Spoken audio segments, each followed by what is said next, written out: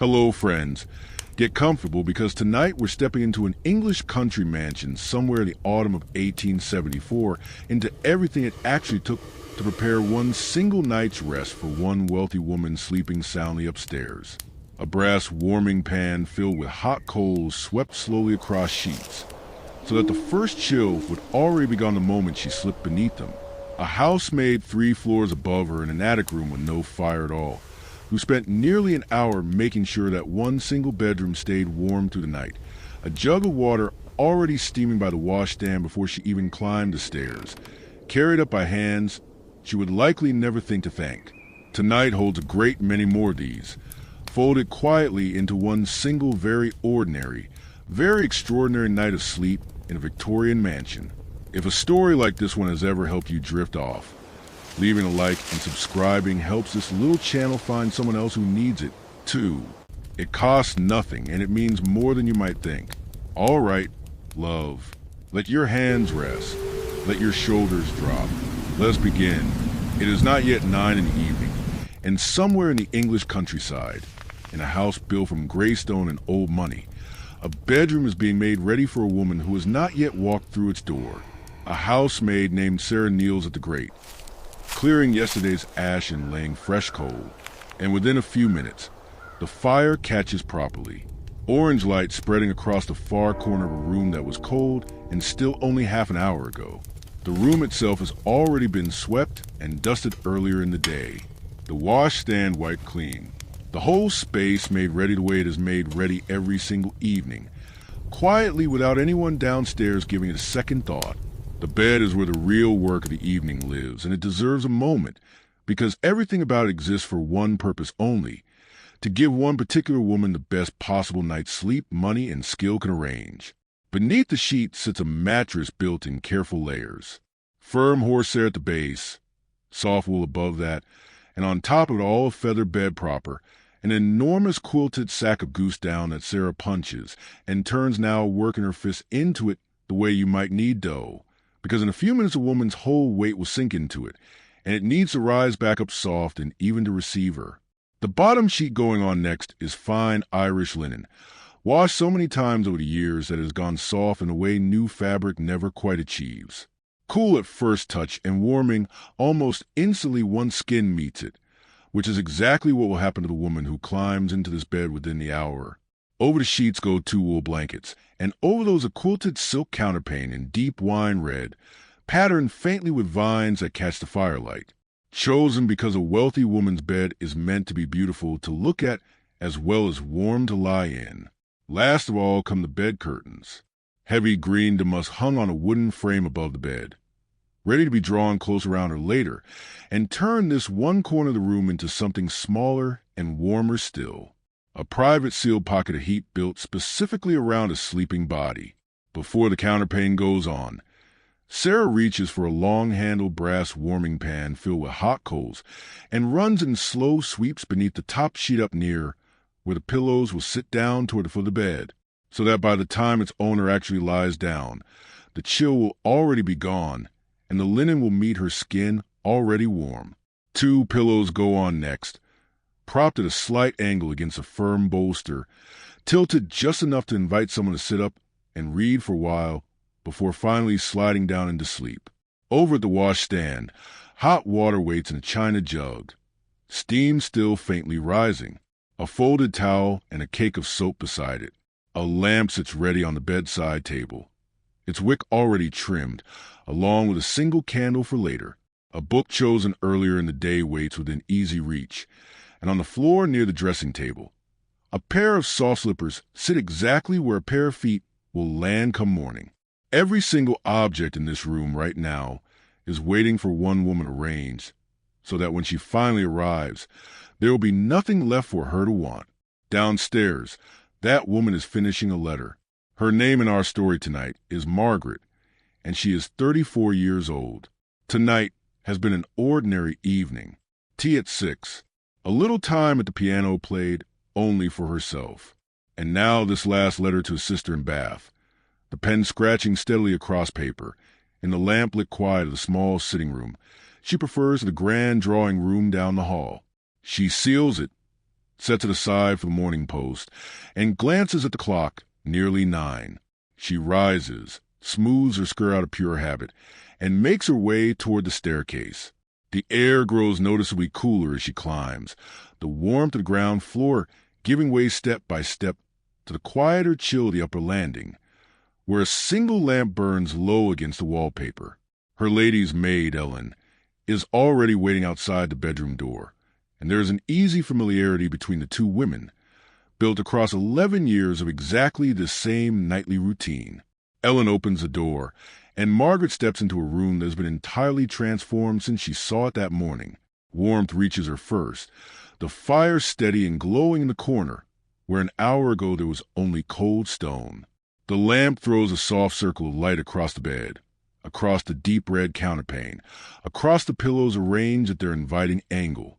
She feels the change in temperature the instant she crosses the threshold, and something in her shoulders tense without. Her quite realizing it begins to loosen. She does not think consciously about the fire that had to be built, or the water that had to be carried up 3 flights of stairs, or the hours Sarah just spent making this room exactly this warm. She simply feels comfortable and glad to be here, which is in a house like this one rather the entire point. Ellen begins undressing her, and this part of the evening moves quickly. Practiced hands working through hooks and laces the two women barely need to discuss anymore. The outer gown comes off first. The corset follows, and Margaret exhales more fully the moment the laces loosen. What she puts on next is where the evening genuinely begins to soften, a nightgown of fine white lawn cotton, soft from years of washing, and over a quilted dressing gown the color dark plum, warm enough that it feels the moment her arms slide into it, almost like being wrapped in a small blanket. She unpins Margaret's hair next and begins brushing it in long, slow strokes, 100 of them, and Margaret's eyes drift half closed as the elaborate arrangement she wore all day comes gently apart. A little jewelry comes off, a ring, a pair of small pearl earrings set carefully into a line box of night. Then the washing warm water and rose water soap work gently over her face and hands, the scent lingering faintly in a way that will follow her toward sleep. Ellen leaves a single candle burning and slips quietly out, and Margaret, for the first time all day, is genuinely alone. She settles for a few minutes into the chair beside the fire, feet tucked beneath her, and opens the book waiting on the small table. This is, if she's honest with herself, her favorite part of the day, more than the piano, more than the letters, 20 or 30 minutes with no one watching her, and nothing at all expected of her. The fire pops softly. Her eyes grow heavy enough that the words start to blur, and she sets the book down, marking her place with a thin ribbon. Margaret rises, crosses the room, and pulls back the edge of the counterpane. The sheet still holding the last of the warmth from the pan, Sarah ran across them nearly an hour ago now. Meet her skin with a softness that never quite stops registering as a small pleasure, even after thousands of nights of exactly the same sensation. Linen washed this many times develops a particular texture, cool and smooth on first contact, and then warming almost immediately. Nothing like the crisp stiffness of new fabric. Nothing at all like the slight clamminess of cheaper cloth. She slides fully beneath the top sheet and draws the wool blankets up and then the counterpane over that, and the weight of it settles across her body in a way that feels more than anything else like being held. Her head finds a pillow, propped at its slight angle against the bolster, beyond the heavy window curtains. The night outside continues doing whatever it is doing. Wind moving through the bare branches at the edge of the garden, and owls somewhere past the wall. Frost beginning to form on the grass in the dark. None of it reaches her. The fire has settled into low, steady coals that will glow softly for hours, yet before finally dying down toward morning, and the room holds its warmth, the way a held breath holds air. She reaches for the small brass snuffer beside the candle and presses the flame gently out, and the room goes dark, except for the faint orange glow from the grate. I think about this moment often, the exact instant a person like Margaret closes her eyes for the night in a room like this one, because it represents something that took an enormous amount of quiet, coordinated, invisible labor to produce, and yet it feels on the inside like the simplest thing in the world. Warm, soft, quiet, safe. That is all comfort ever really is in the end, however much work it takes to build it. There's a Victorian belief common enough in the household advice literature of this decade that sufficient rest was directly connected to a woman's appearance and health, and it shaped how women like Margaret thought about their own sleep in ways quite different from how we think about it today. Ladies' magazines and household manuals frequently advised early and adequate hours of sleep as essential to what they called a fresh complexion, bright eyes, and a general appearance of health and vigor. Insufficient sleep, by contrast, was associated with a pale or shallow look, with shadows beneath the eyes, with a kind of visible fatigue a lady of good breeding was meant to avoid displaying. This was not medical science in the way we would understand it now, and Victorian explanations for exactly why rest mattered so much did not always match what modern medicine would later confirm. But the underlying advice was taken seriously and repeated consistently across decades of household literature. For Margaret, a full night of sleep was never purely indulgent. It was also understood in the language of her era as a kind of quiet maintenance, part of remaining what her world expected a lady to remain, rested, composed, ready to be looked at again the following day. How long she will actually sleep tonight depends a little on circumstance. But in a household like this one, where there is no need to rise before dawn to light fires or draw water or begin the enormous machinery of morning work, a woman of Margaret's position might reasonably have 8 or even 9 hours set aside for rest, considerably more than most of the servants sleeping under the same roof will ever manage, more than her own grandmother managed in the smaller, colder house she grew up in before marrying into money. The luxury lay less in any guarantee of unbroken sleep, and more in simply having that many hours available to give to rest at all, without a single one of them owed to anyone else. Her breathing slows. The book stays closed on a small table by the dying fire, and somewhere below her, in the great dark house, everyone else's evening is only just beginning to wind down. The house does not go quiet all at once. It goes quiet in layers, the way a large building always does, room by room, floor by floor, each part of it settling into night at its own particular pace. Margaret's own fire was built generously enough at bedtime that it needs no further attention now, and will simply burn low and steady through the rest of the night on its own, exactly as it was meant to, no one needing to return to this room again until morning. She has at last been left entirely undisturbed. Elsewhere in the house, the last few signs of the evening are quietly disappearing.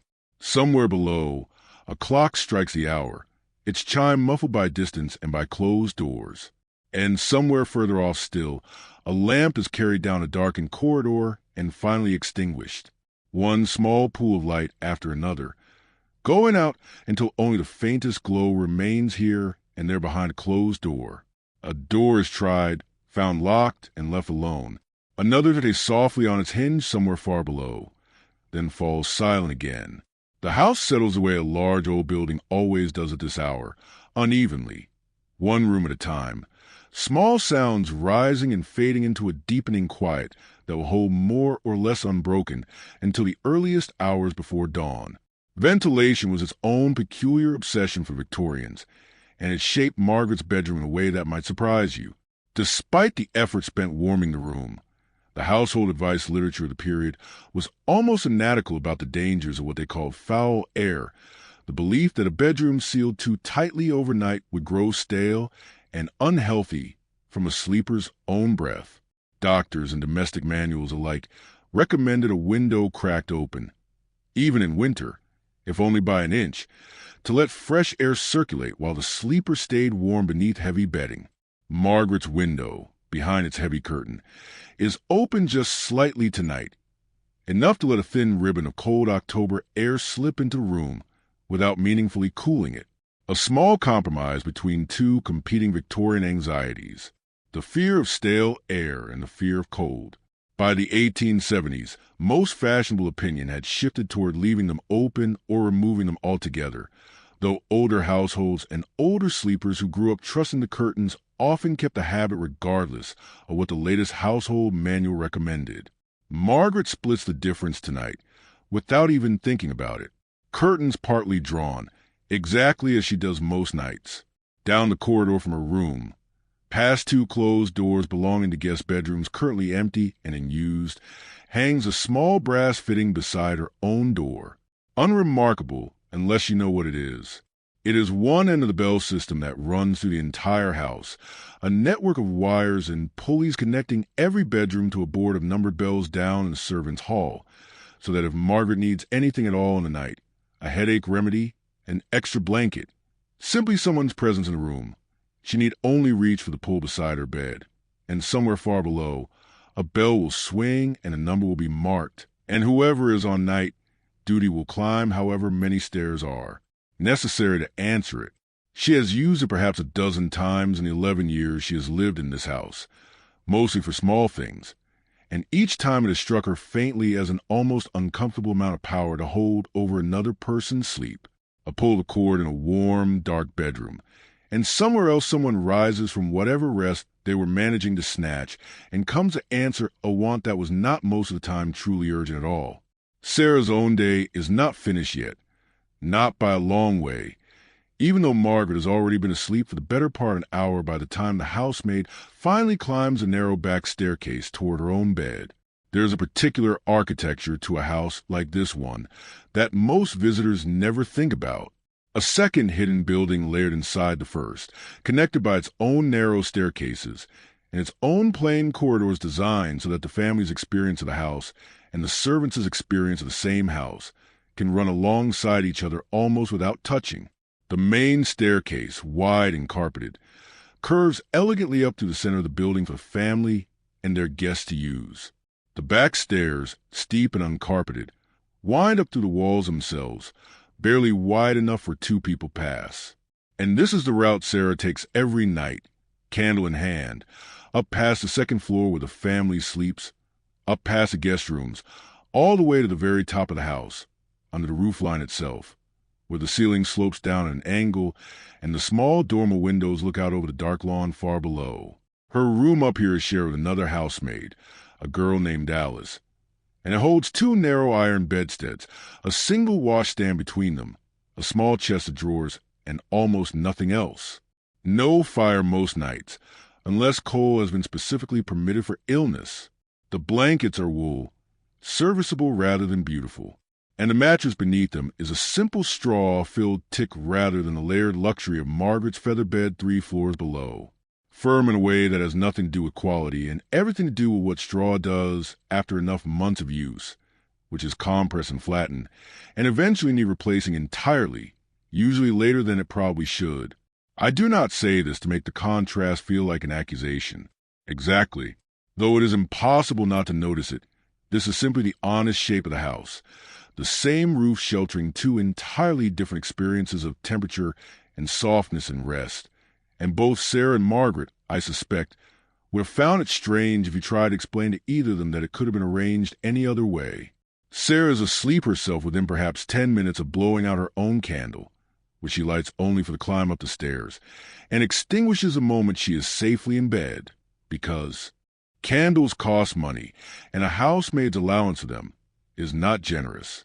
Her sleep tonight and most nights will be shorter than Margaret's by a significant margin, because Sarah's day begins again in the deep dark hours before dawn, well before any member of the family stirs. And there's a particular exhaustion that comes from that arrangement, one that settles into the body over years of service and never quite lifts, not even on a Sunday, not even on the rare half-day off. Elsewhere in the house, other rhythms are unfolding at their own pace. Down a different corridor from Margaret's room, past a heavy oak door, is the nursery, and here the household keeps its own particular version of nighttime order. A young child, perhaps 3 or 4 years old in our story tonight, has been asleep for hours already, tucked into a small bed with rails along the sides to keep her from rolling out a room kept slightly warmer than most of the house, because children were widely believed correctly, as it happens, to need more consistent warmth than adults. A nursery maid sleeps in the same room in a smaller bed positioned near the door, there specifically to wake at the first sound of a child's cry or cough or nightmare. Her own rests permanently secondary to the small person she is responsible for. The nursery fire is kept burning through most of the night, tended more carefully than almost any other fire in the house, apart from Margaret's own, because a chilled child was considered both a health risk and frankly a household emergency that no one wanted to explain to the mistress of the house in the morning. There is a fire guard in front of the grate, a simple metal mesh screen standing between the flames and whatever small movements a sleeping or half-waking child might make in the night. Down the hall from the nursery are 2 guest bedrooms, both currently empty, though not neglected. Even unoccupied, they are kept aired and dusted weekly, their beds made up fresh, their fireplaces swept and ready to be laid at a moment's notice, because in a household like this one, guests can arrive with relatively little warning, and nothing would embarrass the housekeeper more than an unprepared bedroom. There is a particular kind of luxury in that, too. I think the luxury of maintaining beautiful ready rooms that might sit empty for weeks at a time simply so that hospitality, when it is needed, can appear effortless. Margaret has a son, too, older than the small daughter, asleep down the hall, currently away at a boarding school some hours distant by train, and his own bedroom sits at the far end of the same corridor, cared for exactly as carefully as every other room in the house, despite standing empty for most of the school term. Sarah dusts it weekly, airs the linen monthly, keeps a small fire ready to be laid on the rare occasions he returns for a holiday. And there is something quietly touching in that particular kind of maintenance, a room kept warm and ready in spirit, if not in practice, waiting for a boy who will not actually sleep in again until the Christmas holidays arrive. He sleeps tonight in a considerably plainer dormitory bed, one of perhaps 20 boys in a single long room, a single modest coal stove at one end, doing what it can against the chill, thin blankets, and a hard bolster replacing the layered luxury he takes for granted at home, without ever quite noticing he is taking it for granted. This is in its own way a deliberate feature of English upper-ass education in this era, rather than an oversight, a conviction among many families of this class that boys benefited from a certain amount of manufactured hardship, cold rooms and plain food, and early rising character-building exercises meant to counterbalance the very comfort a household like Margaret's otherwise provides so generously.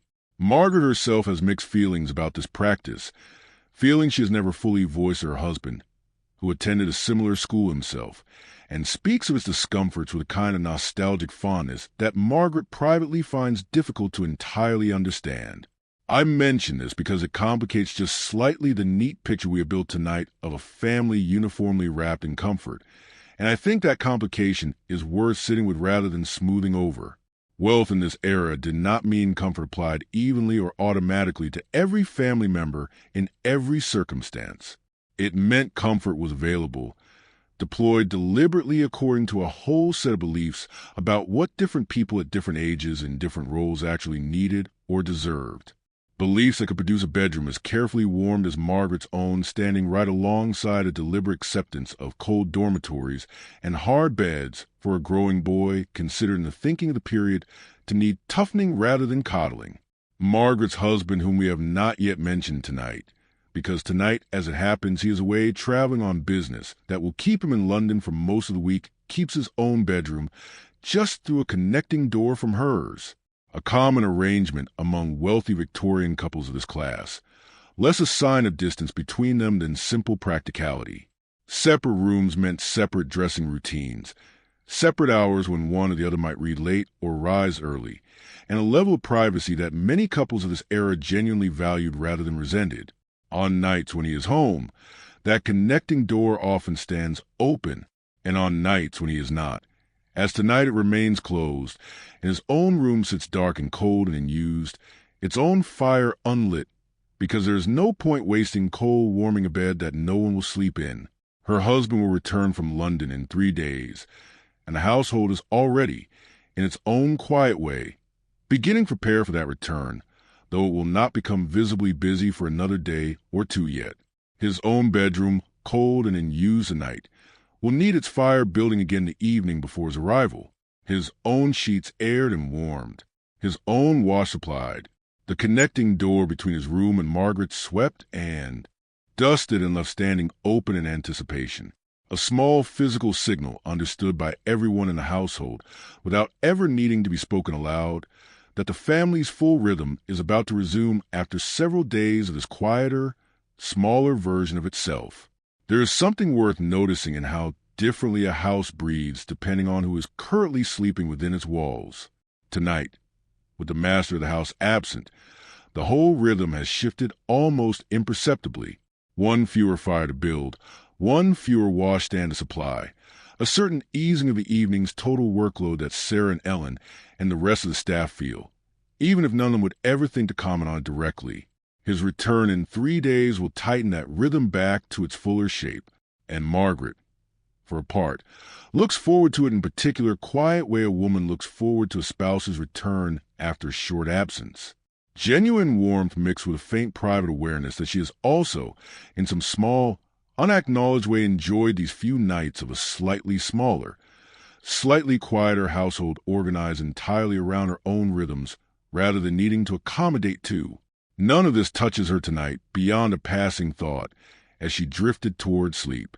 The bed feeling, if anything, a touch more spacious than usual, without another person's eventual presence to consider, though this is not something she would ever admit finding pleasant, not even to herself in any fully articulated way. It simply sits there, one small, honest thread among the many we have followed tonight, part of the real, complicated, entirely ordinary texture of marriage, carried out partly in shared rooms and partly in separate ones, comfort and connection and occasional private relief, all woven together in ways that resist any simple, tidy summary. The house is locked for the night by this hour, though locked means something slightly different here than it might mean to you. The heavy front door was bolted and chained sometime around 10 by the butler, who checks it personally each night as one of his final duties before retiring himself, along with snorts. The French doors leading out to the terrace, and the smaller side entrance near the kitchen garden that the tradesmen use during the day. Windows on the ground floor are latched. It is not a fortress exactly, this house out here in quiet countryside, where genuine danger from outside is rare, but there is a ritual to the checking regardless. A final circuit through the darkened downstairs rooms with a lamp held high. Doors tried one by one before the last person awake finally climbs the stairs themselves. There is a long case clock in the main hall, its pendulum swinging steadily behind glass, and its chime carries up to the house at each hour, muffled by distance and by closed doors, but never entirely silent. Margaret, deep in sleep now, does not hear it strike 10 or 11. Sarah, 3 floors up, does not hear it either, exhausted past the point where a distant chime could reach her. But somewhere in the house, someone almost always does. A housemaid still finishing the last of the evening's work in the kitchen, the butler making his final rounds, and for that person, the clock is less a sound than a kind of gentle pressure, a reminder of how much night remains, and how early the next day will begin. Sound moves strangely through a house like this one after dark, when the ordinary daytime noise of footsteps and conversation, and doors opening and closing has mostly stopped. A floorboard settling somewhere overhead as the temperature drops. Wind finding a gap somewhere in an old window frame, and producing a thin, almost musical whistle that comes and goes depending on how hard the gusts outside are blowing. The occasional soft collapse of coals shifting in a grate as a fire burns down toward embers. These sounds, ordinary and explainable in daylight, take on a slightly different weight in the deep quiet of a sleeping house and more than one Victorian ghost story. It is worth mentioning, drew its inspiration from exactly this, the strange acoustic life of a large old building settling into the night. Outside, the weather has shifted since Margaret first climbed into bed.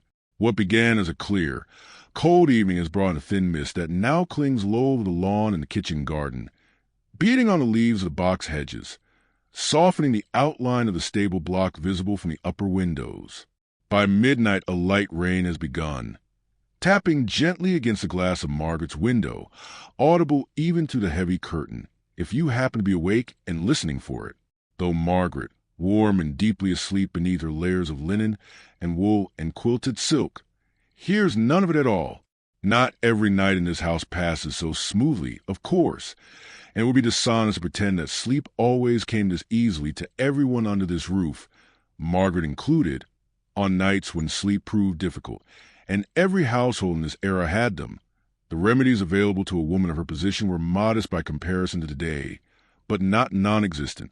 A cup of warm milk, sometimes with a little honey, brought up quietly by whoever was on late duty.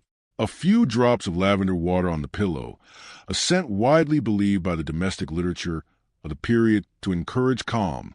In more persistent cases, a household might keep a small supply of chlorohydrate or laudanum on hand, prescribed by the family physician for genuine sleeplessness. Though most respectable households used these sparingly and with real caution, aware even then that such remedies carried risks alongside their relief. For Margaret, most nights none of this proves necessary. Tonight, it certainly does not. Illness changed everything about how a Victorian household slept, and it is worth spending a moment on this, because it reveals how much of the elaborate comfort we have described tonight was really a kind of insurance against exactly this possibility. If Margaret were to wake tonight with a fever, or a child in the nursery cried out with particular ragged cough that every mother of this era learned to fear, the entire quiet machinery of the house would shift almost instantly into a different gear. The bell pulled beside her bed would summon someone within minutes. A fire already lit and already warm means no delay in keeping a sick person comfortable while help is gathered. Hot water is already close at hand, rather than needing to be heated from cold. If the family doctor needed to be sent for, a groom would be roused from a stable block, a horse saddled in the dark, and a rider dispatched down the country lanes toward the nearest town, a journey that could take the better part of an hour each way, depending on the weather and the hour, and how well the horse knew the road in darkness.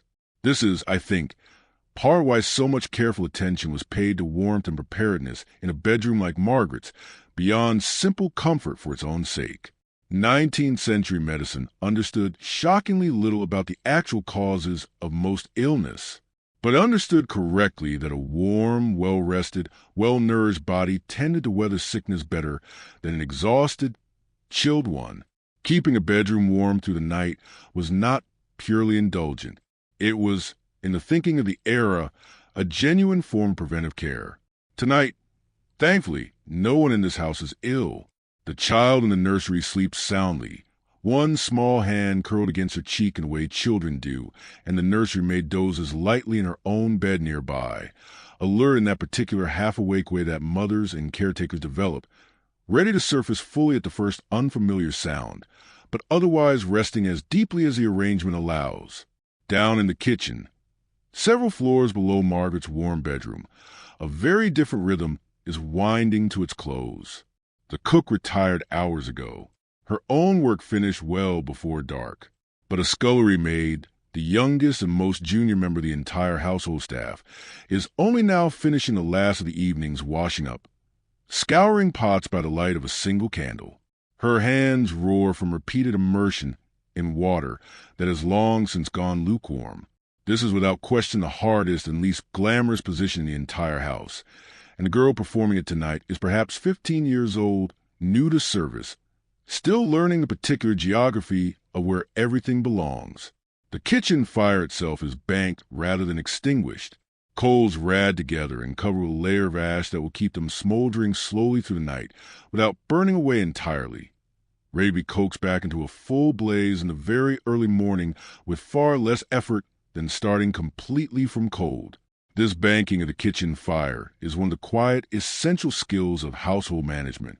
And getting it wrong, letting the fire die out completely overnight, means an entire household running late the following morning, breakfast delayed, hot water unavailable, a domino effect of lateness that no housekeeper wants to explain. Monday, 2 days from now in our story, will bring the great weekly wash. And it is worth mentioning here, if only briefly, because it connects so directly to everything Margaret experienced tonight without ever thinking about it. The fine linen sheets on her bed, the soft worn nightgown, the pillowcases edged in lace, none of it stays clean and soft by accident. Wash day in a house like this one is an entire operation unto itself, beginning before dawn and often not finishing until well into the evening, involving enormous coppers of boiling water, harsh soap, wooden dolly sticks for agitating heavy fabric, mangles for wringing it dry. and hours spent hanging linen to air, first outdoors when weather permits, and then before the kitchen fire when it does not. Sheets are rotated through the cycle, constantly washed, dried, aired, ironed with heavy flat irons heated on the stove, and finally folded and stored in the linen press with sprigs of dried lavender tucked between the layers to keep them smelling fresh. Every soft, sweet-smelling sheet Margaret has ever slept on represents this entire invisible cycle repeated week after week, year after year. By hand, she rarely thinks about it all. Tonight's arrangements would look quite different if we had opened this story in July instead of October. And I think it is worth pausing here to sketch that other version of the evening for a moment, because the contrast tells you something true about how thoroughly the seasons shaped Victorian domestic life. In high summer, Margaret's fire would not be lit at all most nights, the room warm enough on its own that the grate sits empty and swept, decorative rather than functional, until autumn returns. The heavy wool blankets and the quilted silk counterpane would be packed away in a linen press, replaced with a single lighter cover, sometimes nothing more than a sheet, because the same weight that feels so comforting in October would feel stifling in the thick heat of late July. The window, rather than being cracked open by an inch, might stand open nearly its full width, curtains drawn back to let whatever breeze exists move freely through the room. Mosquito netting sometimes hung around the bed in years when the insects proved troublesome, particularly near low-lying land or standing water. The warming pan disappears entirely from summer use. Obviously, its purpose meaningless when the sheets are already too warm rather than too cold. In its place, some households of this era kept a different tool altogether. A simple stoneware bottle that could be filled with cold water instead, and placed near the sleeper's feet on the very hottest nights. A small and somewhat ineffective attempt at the opposite problem. Ellen's evening routine changes, too, in ways large and small. The elaborate nightly hairbrushing continues regardless of season, but the heavy quilted dressing gown Margaret wears tonight would be replaced in July with something far lighter, a simple cotton wrapper barely more than the nightgown itself. And the whole rhythm of the evening tends to run later in summer, the long daylight hours of an English June or July stretching well past 9 in the evening, pulling bedtime itself gradually later along with the setting sun, until by August the household has drifted toward retiring closer to 10 than 9 without anyone quite deciding to make the change on purpose. What stays constant across every season, interestingly, is the underlying logic of the whole system. Comfort built and maintained through careful, coordinated, mostly invisible labor, adjusted continuously to match whatever the weather outside happens to be doing. A house like this one does not simply endure the seasons. It answers them room by room, night by night, with an attentiveness that required real skill and real knowledge, passed down from housekeeper to housemaid across generations of service. Most of it never written down anywhere at all, simply carried in the hands and habits of the people who did the work. It is well past midnight now in our story, and the deepest, stillest part of the night has settled fully over the house. This is the hour when almost everyone under this roof, family and servant alike, is genuinely asleep. The one stretch of the 24-hour cycle when the strict social distance between Margaret's world and Sarah's world dissolves. At least in this one narrow sense, because sleep does not care about status. Margaret dreams whatever she dreams 3 floors below the small shared room, where Sarah and Alice dream their own dreams beneath their plainer, thinner blankets. The child in the nursery has turned over once, murmured something unintelligible, and settled again without fully waking, and the nursery maid, half alert even in her own sleep, has not needed to rise. The fire in Margaret's room has burned down to a bed of quiet orange coals, giving off just enough warmth to keep the chill at bay without the leaping flame of earlier in the evening. Outside, the light rain that began around midnight has settled into a steady, gentle patter against the windows, the kind of sound that, if you are awake to hear it, might feel almost deliberately soothing, though of course no one designed it that way.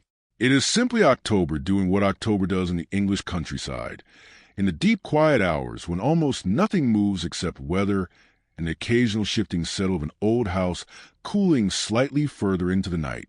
Margaret's room, lit only by the dying fire now, looks entirely different than it did an hour ago in full lamplight. And there is something worth noticing in that shift, the way the same space can hold such different characters depending on the hour. The wallpaper, a deep botanical print of ferns and trailing ivy chosen 4 years ago when the room was last redecorated, has gone almost entirely to shadow, only the faintest suggestion of its pattern still visible where the last of firelight reaches the nearest wall. The dressing table across the room with its oval mirror and its small collection of silverback brushes, and the china box holding tonight's pearl earrings sits mostly in darkness now, a vague pale shape rather than the carefully arranged surface it was earlier. Even the counterpane, that deep wine-colored silk that caught the light so beautifully at 9 o'clock, has lost its color almost entirely in the dark, reduced to a slightly darker patch against the general dimness of the bed. This is, I think, one of the underappreciated aspects of Victorian domestic life. How much a room's daytime identity, its careful decoration, its display of taste and means, simply disappears once the candles are out, leaving behind only the parts that matter for actual sleep, warmth, softness, darkness, quiet. Everything else was, in a real sense, performance meant to be seen and admired by daylight or lamplight, largely irrelevant to the body once it finally surrenders to rest. Margaret shifts once in her sleep, turning from her side onto her back, one hand coming to rest against the pillow near her face, and settles again almost immediately without any real disturbance to her breathing. This is normal, ordinary movement, the kind every sleeping body makes several times through a full night, and it barely registers even to her, let alone to anyone else, since there is no one else in the room to notice it at all. Outside, past the stable block, visible from her window during the day, but invisible now in the dark and the rain. A different kind of night is unfolding entirely. The horses stand quietly in their stalls, 3 of them belonging to the family, and 2 more kept for the estate's working needs, and the stable boy responsible for them sleeps in a small loft room above the tack room, close enough to hear if anything genuinely alarming happened below. A fire, an escaped animal, though nothing of the sort troubles this particular night. A dog, kept mostly for the gamekeeper's use rather than as a household pet in the modern sense, lies curled near the kitchen door, occasionally lifting its head at some sound too faint or too distant for a human to register, then settling back down. The gamekeeper himself, whose cottage sits at the far edge of the estate near the woods where the family's pheasant shoots take place each autumn, is awake for a portion of this night, as he often is, making a slow circuit of the nearer coverts with a lantern, watching for poachers who occasionally try their luck under cover of darkness and bad weather, exactly like tonight's. This is its own small drama playing out at the edges of the estate, while the house itself sleeps, soundly unconnected to anything happening in Margaret's warm bedroom, and yet part of the same larger system that keeps this entire world running, the same hierarchy of labor and privilege extending outward from the house itself into the fields and woods that surround it. Not far from those same woods, the gamekeeper's wife is not asleep at exactly this hour either, sitting up in her small cottage for reasons entirely different from anything happening inside the main house. Her youngest child, not yet 2 years old, has been fussy with the beginnings of a cold for the past 2 days, and she sits now beside a small fire of her own, considerably more modest than any burning in Margaret's bedroom, rocking the child gently and humming something low and wordless. The particular exhausted patience of a mother managing illness, without any of the resources available 3/4 of a mile away in the main house. She would never think to send for Dr. Peton over something this ordinary, a common cold working its way through a small child exactly as it works through children everywhere, in every era regardless of their family's wealth or position. She manages it herself as her own mother managed such things before her. A little honey and warm water, a flannel cloth wrung out and pressed gently to a warm forehead, the old inherited knowledge of women who have always had to manage illness largely on their own resources, rather than calling on trained medical help for every small complaint. There is no judgment intended in placing the scene alongside Margaret's own elaborately comfortable night.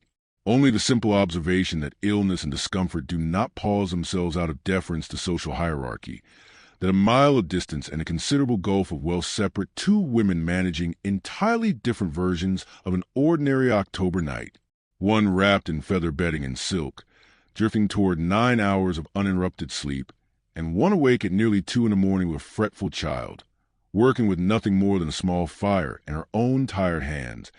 And whatever quiet resolve keeps any mother going through exactly this kind of long, unglamorous night. By morning, the child's fever, mild as it likely is, will probably have broken on its own, the way most such small illnesses do, and the gamekeeper's wife will manage her own day on considerably less sleep than she needed, exactly as she has managed countless similar nights before this one, and will manage countless more after it. This particular version of resilience, receiving no special recognition from anyone, least of all from the comfortable house, standing quiet and dark not far from her own cottage window, entirely unaware on this particular night of the small private struggle unfolding so close by in London, a good 4 hours away by the fastest train available in this decade. Margaret's husband sleeps in a rented set of rooms kept for exactly this purpose, comfortable enough by any reasonable standard, but noticeably plainer than his own bedroom at home. No lady's maid or valet immediately at hand tonight, his own man having stayed behind to attend to estate matters rather than accompany him on what was meant to be a brief trip. There is something almost funny about this if you think about it the right way. The fact that even a wealthy man traveling on business finds himself for a few nights living closer to how most people actually live than to how his own household normally arranges things around him. He misses his own bed, if he thinks about it all, before sleep finds him, though probably not as much as a household back home, quietly and efficiently continuing its rhythms without him might imagine he does. Sometime around 2 o'clock in the morning, the small girl in the nursery wakes with a start, though not from any real distress, more the ordinary disorientation of a young child surfacing briefly from a deep dream she will not remember by morning. The nursery maid is awake within seconds before the child has even fully understood she has woken and crosses the short distance between the two beds with a kind of quiet, practiced movement that comes from months of exactly the same routine. A few soft words, barely more than a murmur, a hand resting gently against the child's back, the offer of a small stuffed rabbit worn soft from constant handling tucked back into the crook of an arm. Within a minute or two, the child's breathing has evened out again, and within 5, she is fully asleep once more, the entire small drama already fading from both their memories, leaving no trace behind except a slightly rumpled blanket that the nursery maid straightens before returning to her own bed. This happens most nights in some form, a brief surfacing, a small comfort offered, a return to sleep, and it is easy to overlook how much quiet skill this actually requires. How thoroughly a good nursery maid comes to know the particular rhythms and needs of the one small person she is responsible for. Often better in some ways than the child's own mother knows them, simply because she is the one present for every single one of these small nighttime moments across months and years of service. The rain outside has eased somewhat by this hour, settling into an intermittent drizzle rather than steadier patter midnight, though the wind has picked up a little in compensation, moving through the bare branches of the old oak trees that line the drive with a low, continuous sound that carries faintly through the walls of the house without being loud enough to properly wake anyone. There is a particular quality to a large house at this specific hour, somewhere between 2 and 4 in the morning, that even the people who live in such houses rarely experience consciously, because by definition, they are usually asleep for it. It is the hour when the fires are burned lowest, when the temperature throughout the building is dropped to its coldest point of the entire cycle, when even the small ambient sounds of daytime life, footsteps, voices, doors have entirely ceased, leaving only weather and the occasional structural settling of old timber and older stone. Margaret's own fire has reduced a little more than a faint red glow among gray ash by now, no longer producing meaningful heat, though the room itself retains enough residual warmth, trapped by heavy curtains and thick walls, and the general insulating mass of Victorian construction, that she remains perfectly comfortable beneath her. Layers of linen and wool and silk. This is in fact part of the genuine engineering behind a room like this one. The understanding that a fire does not need to burn all night at full strength if the room itself has been built and dressed well enough to hold on to whatever warmth was generated earlier in the evening. The heavy curtains, the thick carpet, the substantial walls, the bed hangings, all of it works together as a kind of passive thermal system. Centuries of accumulated practical wisdom about how to keep a body warm through a long, cold night without needing constant active intervention. If you had asked Margaret at any point in her life to explain why her bedroom felt the way it felt, she likely could not have given you this kind of technical answer. She would simply have told you it felt cozy, felt safe, felt like exactly the place you want to be at the end of a long day, without any particular curiosity about the accumulated centuries of trial and error. The countless small adjustments made by countless households before hers that had produced this exact combination of fabric and fire and architecture and habit. That is, I think, the nature of comfort when it is done well. It disappears into itself. It stops looking like a system and starts simply feeling like home. There are objects scattered through Margaret's room that hold small private histories she rarely thinks about consciously, even though her hand brushes past most of them every single night without fail.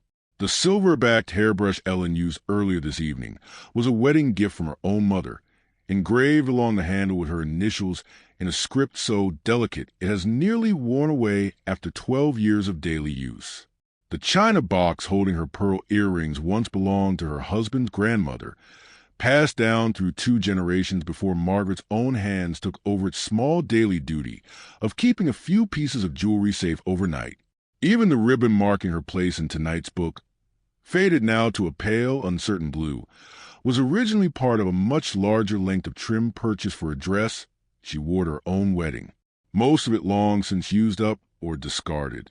This small remaining scrap repurposed for exactly this quiet daily function. None of this is remarkable exactly. Every bedroom accumulates this kind of small private archaeology over years of habitation. Objects that carry meaning invisible to anyone but the person who placed them there. But there is something worth noticing in how much of Margaret's comfort tonight and every night is built not just from warmth and softness, but from familiarity.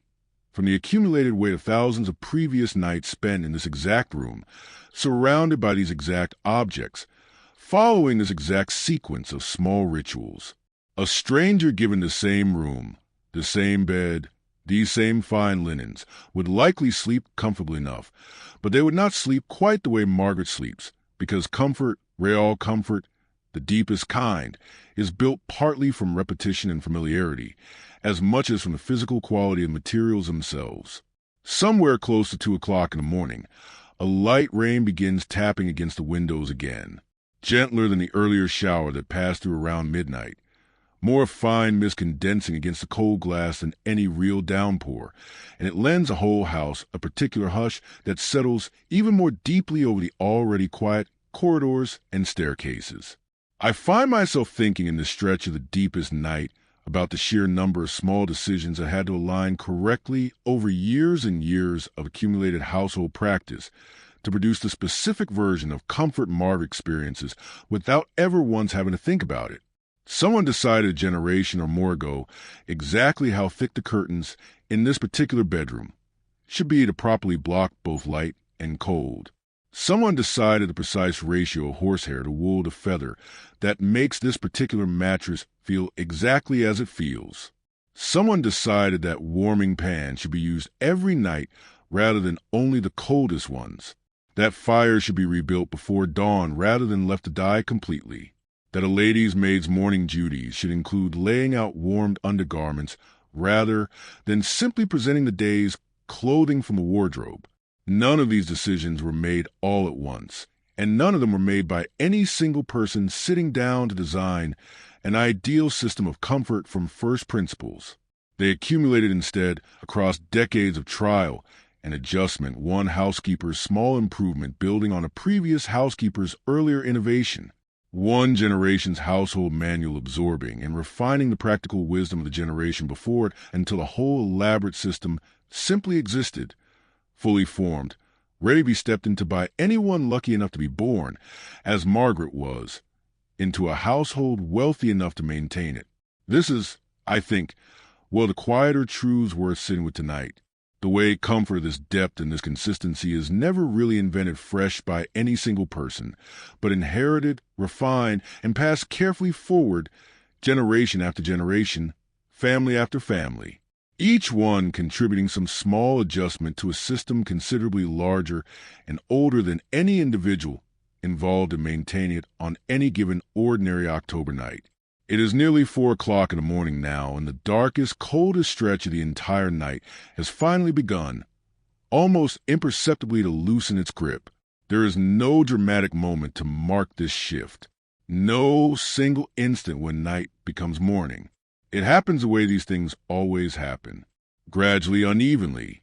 The sky beyond the heavy curtains, still fully black, but beginning, if you could see it, to carry the very faintest suggestion of a different quality of darkness. Not lighter exactly, not yet, but somehow less absolute than it was 2 hours earlier. The rain has stopped entirely now, leaving behind a still, damp, quiet world outside.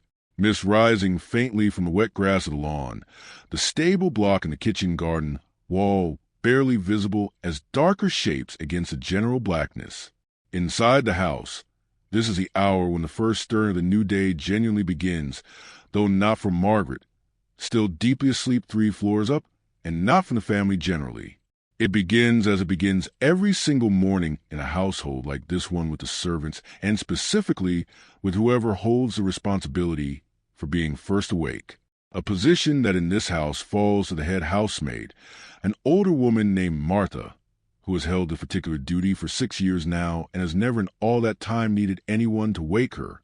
Martha simply wakes at 4 most mornings without any mechanical assistance, her body having learned the schedule so thoroughly across years of repetition that it now operates almost independently of conscious effort.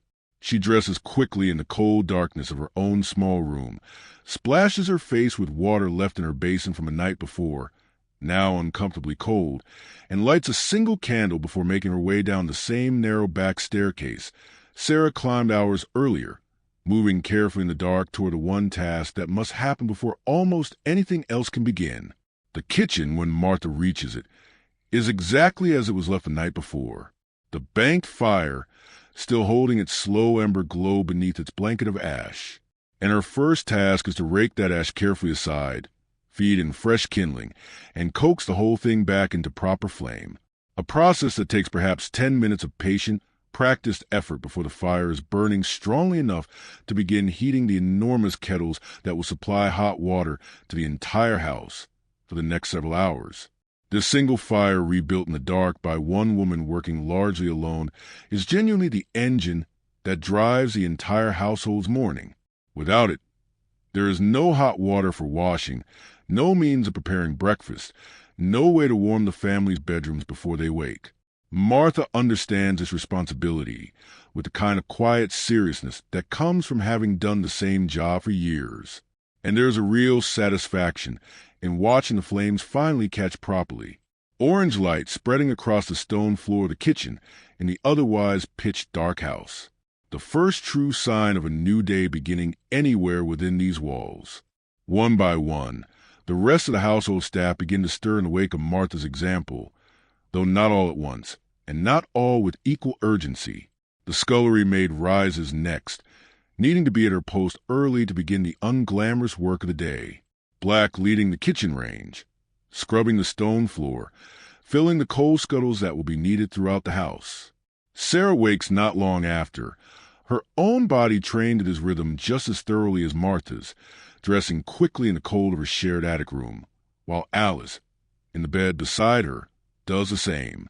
Both of them moving through the familiar motions with a particular efficiency of people who understand exactly how little time there is before the family begins to wake, and expect the household to already feel effortlessly, invisibly ready.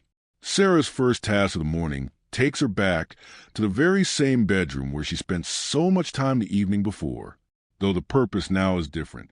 Margaret's fire, which burned down to nothing but coal gray as sometime in the deepest hours of the night, needs rebuilding before its occupant wakes, so that when Margaret eventually opens her eyes, the room will already be warming rather than cold.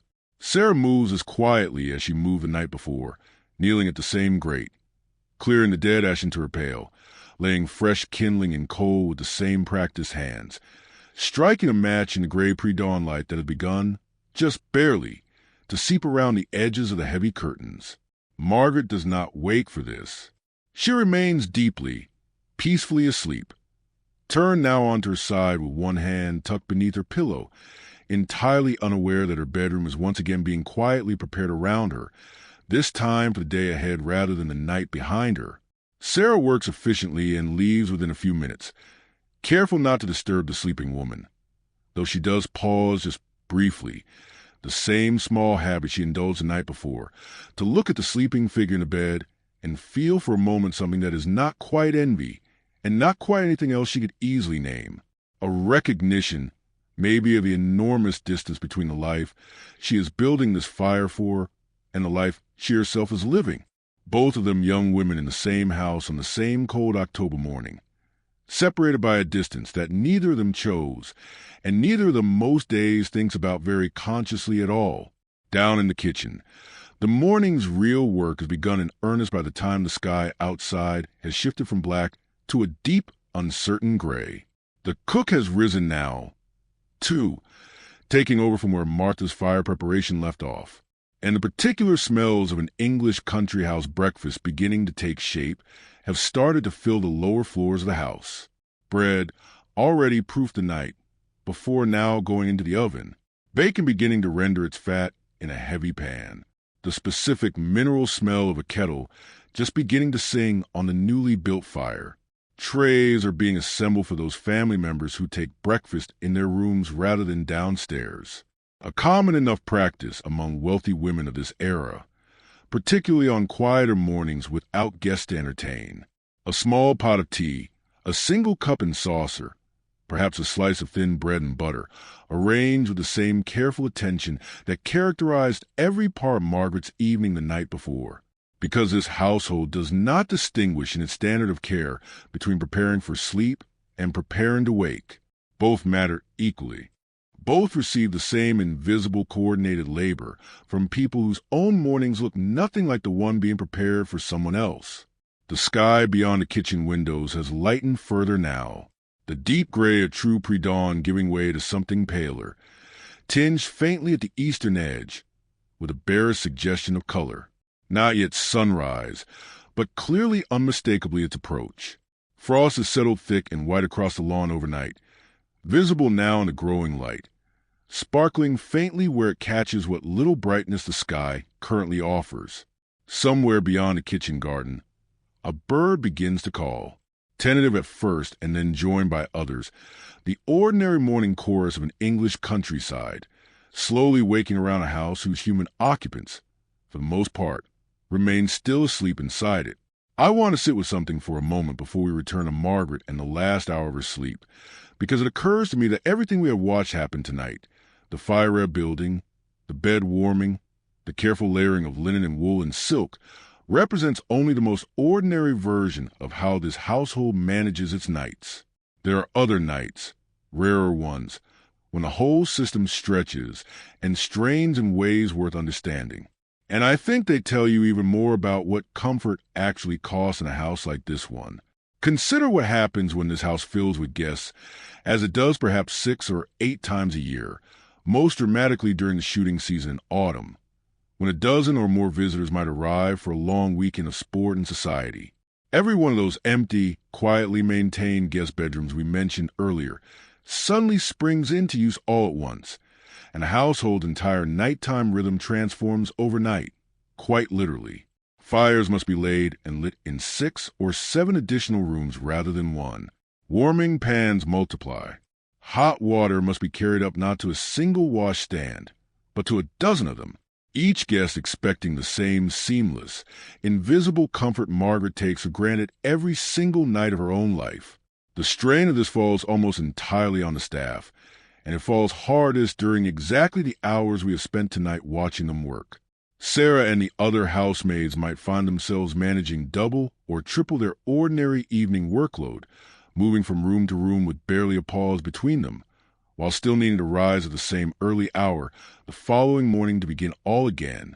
House party weekends were, By every honest account from the period, exhausting for domestic staff in a way that rarely showed itself to the guests enjoying the results, who experienced only the same effortless warmth and readiness Margaret experiences on an ordinary Tuesday, with no sense at all of how many additional hands and additional hours it took to produce that same effortlessness at scale. There is a particular kind of night, too, that this household has experienced only rarely, but which shapes how everyone in it thinks about sleep and comfort when it does occur, and that is the night surrounding a birth. When Margaret's own daughter, the small girl, now sleeping sound in the nursery, was born 4 years ago, this same bedroom became, for a period of some weeks, an entirely different kind of space, a lying chamber kept deliberately warmer than usual. Its fire tended around the clock rather than banked overnight. Extra bedding brought in, a monthly nurse installed in a small bed nearby for the duration, much as a nursery maid sleeps near the child. Now, comfort in those weeks was not simply pleasant. It was understood as medically necessary, part of the careful management of a mother's recovery, and the household mobilized around it with an intensity that ordinary nights never require. Illness in an elderly relative produces something similar, a temporary reshaping of the whole house's nighttime attention around a single vulnerable sleeper. Extra fires, more frequent checking, warming pans deployed more than once through a night rather than only at bedtime. And morning, when it comes, changes the texture of sleep in this house in its own particular way. The household's grief expressed partly through small material adjustments, black bordered stationery, the family in mourning dress, but also through a kind of hushed, careful attentiveness to whoever is grieving most acutely. Extra warmth offered almost instinctively as a form of comfort when words feel inadequate, which they so often do. None of this touches Margaret tonight. Tonight is simply ordinary, which is, I think, its own kind of quiet luxury. The privilege of an unremarkable night in a house built and staffed and maintained specifically to make unremarkable nights feel this comfortable, this effortless, this entirely free of the small emergencies and exceptional demands that occasionally reshape everything around them. There is one more variation worth mentioning gently, because it touches the same bedroom in a way that shaped Margaret's earliest understanding of what marriage and comfort and privacy might mean together. And that is her own wedding night 12 years ago now, spent in this very room during the first weeks of her marriage, before she and her husband settled into the separate but connected bedrooms they keep today. Victorian wedding night customs, at least among families of this class, tended to a particular kind of careful, almost ceremonial privacy. The household staff, making every effort to ensure the newly married couple's first nights together, felt undisturbed and unobserved. Fires built especially generously, the finest linen the household owned brought out for the occasion, and an unspoken understanding among the staff that this particular room, on this particular set of nights, was to be approached with even more than the usual discretion. Margaret remembers very little of the practical details now, the way memory tends to blur the specific in favor of the emotional, but she remembers the warmth of the room, and she remembers feeling for the first time in her adult life that a bedroom could hold an entirely different kind of significance than simple rest. At the other end of life entirely, in households like this one, elderly relatives sleeping under the family roof often required a different calibration of comfort altogether, more warmth rather than less, softer bedding rather than firm. Earlier bedtimes and later risings were circumstance allowed, and a general household understanding that an older body needed more careful protection against cold and draught than a younger one. Margaret's own grandmother, in the years before her death, occupied a bedroom on the same floor. Kept notably warmer than most, her fire built up generously each evening and checked more than once through the night. Her bed dressed with an extra blanket regardless of season. Small accommodations that the household made without much discussion because they simply understood, the way households of this era generally did, that comfort needed to be adjusted to a particular body it was meant to serve. I mention all of this not to wander too far from Margaret's own night tonight, but because I think it deepens the picture rather than distracting from it. This bedroom, this exact room where she sleeps so peacefully right now in the pale gray light of early morning, has held all of these different versions of comfort across the years: wedding night warmth, the the careful attention of illness, the particular hush of grief, the steady accommodation of old age, and tonight, simply wonderfully none of that. Tonight, it is only an ordinary bed holding an ordinary sleeping woman on an ordinary October night. And there is something worth appreciating in that ordinariness, too. The fact that comfort does not always need a special occasion to justify itself. It is worth pausing here in this quiet stretch of the night while Margaret sleeps on undisturbed to properly introduce the woman who makes an entire evening like this one possible. Because so far she has existed only as a kind of background presence felt rather than seen, and she deserves better than that. Mrs. Fenwick, the housekeeper, does not appear in any of the scenes we have watched unfold tonight, not directly, and this is itself telling, because her actual role in this household is to ensure that everyone else's role happens correctly without her needing to be physically present for most of it. She has held this position for nearly 20 years, risen to it after beginning her own service as a housemaid not so different from Sarah decades ago in a different house entirely, and the authority she carries now, second only to the butler in the household's internal hierarchy, and answerable directly to the family itself, was built one small competent decision at a time across 2 full decades of service. It was Mrs. Fenwick who decided years ago exactly how many minutes before Margaret's usual retiring hour the bedroom fire should be lit, calculating backward from years of observation to determine precise timing that keeps the room comfortably warm without wasting coal on an empty room lit too early. It was Mrs. Fenwick who trained Sarah in a particular sequence of tasks we watch unfold at the very start of tonight's story. The order of fire before bed, bed before water, water before final inspection. A sequence that looks effortless now only because it was drilled into muscle memory across months of careful supervision.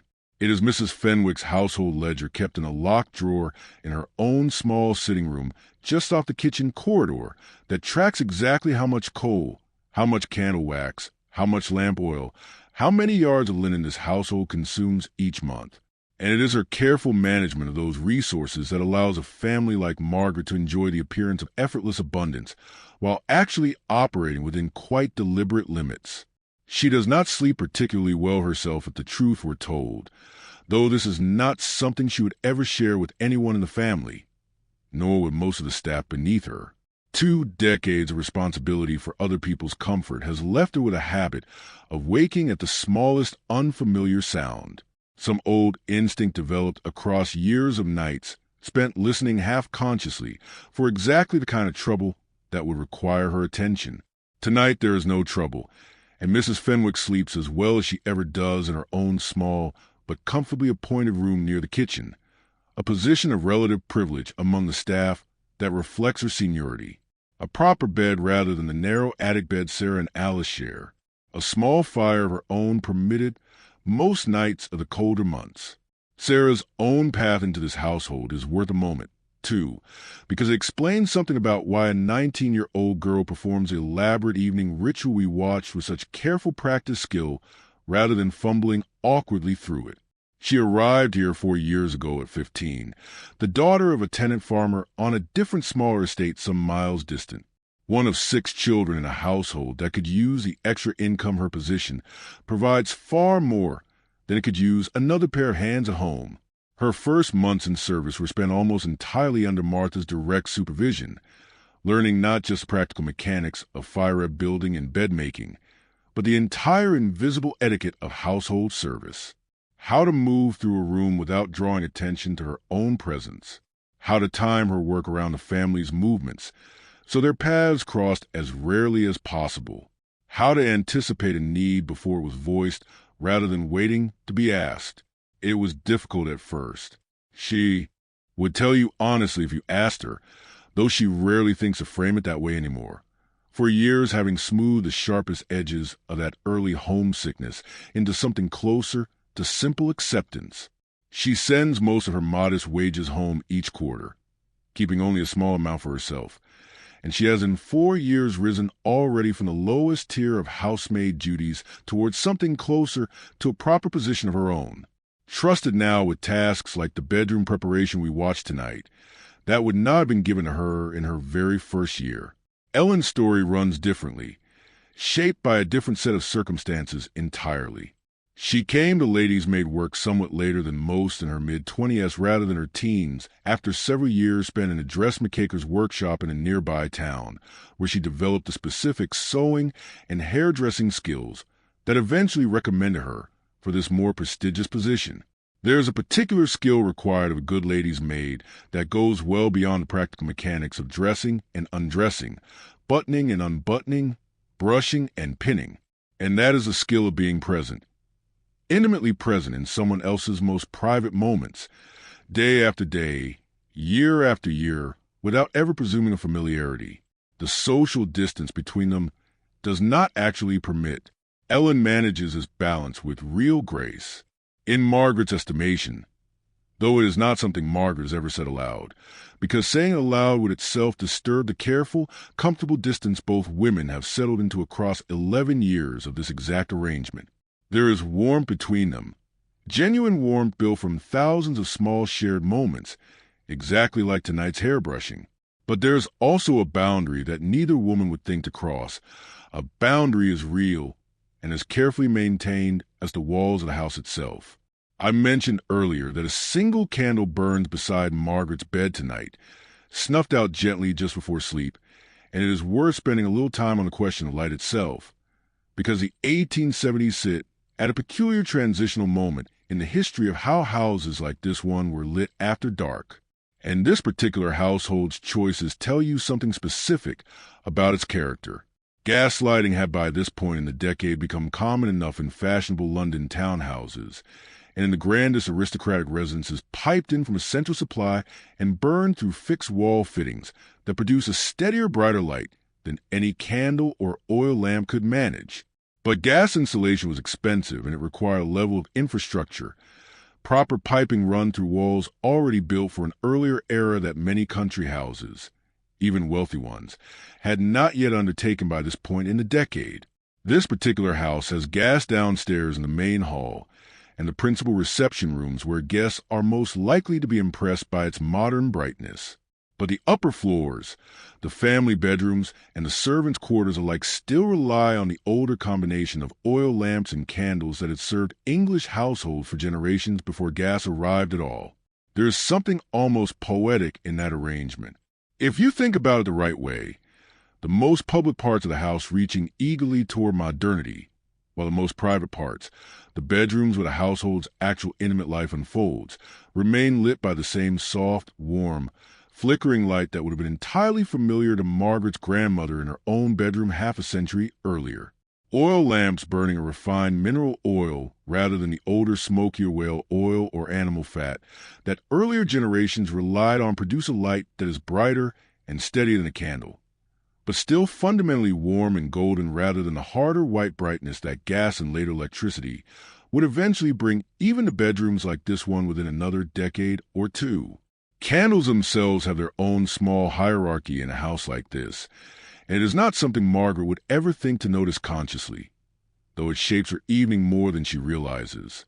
The candle beside her bed tonight is beeswax, pale, cream-colored, burning clean, and nearly odorless, considerably more expensive than the tallow candles used in less visible part of the house, in the servants' quarters and the working areas below stairs, where the cheaper wax renders a smokier flame and a faintly unpleasant animal smell that the family would never tolerate in their own rooms, but that Sarah and Alice have grown so accustomed to over years of exposure that they barely register it as unpleasant at any more. The oil lamp itself, the one that provided the room's main light through the earlier part of the evening, before Margaret finally extinguished it in favor of the single candle, sits now on its table, with its wick trimmed and its reservoir topped up, ready for tomorrow evening's use. And there is a particular ritual attached to its maintenance that falls, like so much else in this house, to whoever holds responsibility for this specific room. The glass chimney must be cleaned regularly, wiped free of the faint soot that oil lamps inevitably produce, even when burning cleanly, and the wick trimmed to exactly the right length. Too long, and the flame smokes and flickers unpleasantly. Too short, and the light grows dim and yellow rather than bright and clear. This is one of Sarah's regular weekly tasks performed with the same careful attention she brings to everything else in this bedroom.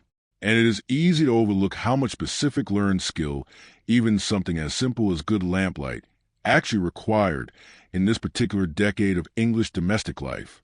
Fire itself, of course, provides its own light throughout the evening. And there's a particular quality to a room lit primarily by firelight that neither lamp nor candle nor gas quite replicates. A warm, restless, shifting illumination that never holds perfectly still. Shadows lengthening and shortening across the walls as the flames rise and fall. The whole room seeming to breathe gently in time with the fire's own rhythm. Margaret has spent enough evenings in rooms lit this way that she barely notices it consciously anymore. But there is something in that particular quality of light, warm and alive and never quite fixed, that I think explains part of why these rooms feel as genuinely cozy as they do. Beyond simple temperature, beyond simple softness, light itself in a house like this one still moved and flickered and cast long shifting shadows the way it had for centuries before, not yet flattened into the fixed even brightness that electricity would eventually bring to bedrooms everywhere.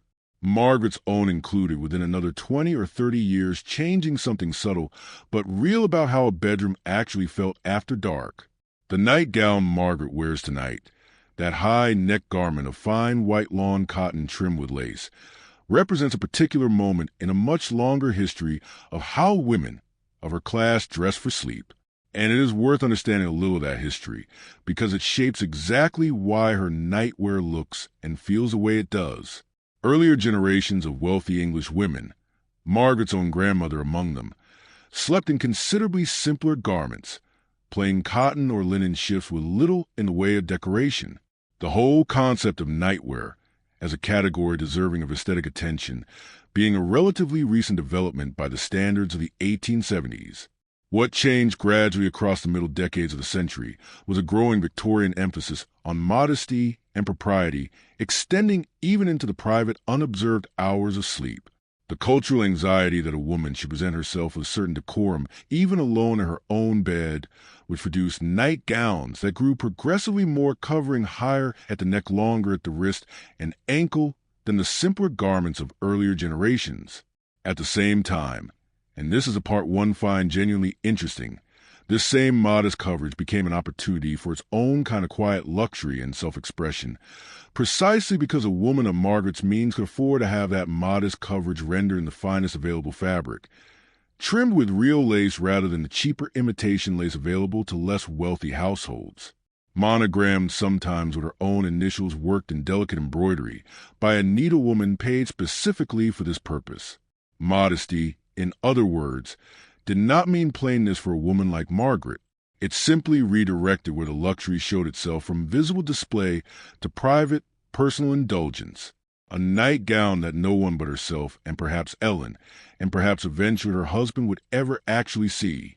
The dressing gown she wears over it, that quilted plumpled garment that felt, she thought earlier this evening, almost like being wrapped in a small blanket, represents its own smaller category of Victorian domestic fashion, a garment that exists in particular liminal space between fully dressed and fully undressed, appropriate for the private hours of morning and evening, spent within her own rooms, but never under any circumstances, appropriate for anywhere a guest or a male member staff other than perhaps the elderly family physician might see her. Its quilting is functional as much as decorative. Thin layers of wool weighting stitched between two layers of silk to create genuine warmth without excessive bulk. A garment engineered in its own 19th century way with real attention to the practical problem of staying warm in an English country house bedroom during the cooler months of the year. Dreams themselves occupied a curious place in the thinking of this era, somewhere between old folk superstition and emerging scientific interest. And it is worth a brief mention here, if only because Margaret, like most women of her generation, holds a set of half-examined beliefs about her own dreaming that would strike a modern listener as a strange but rather charming mixture of both.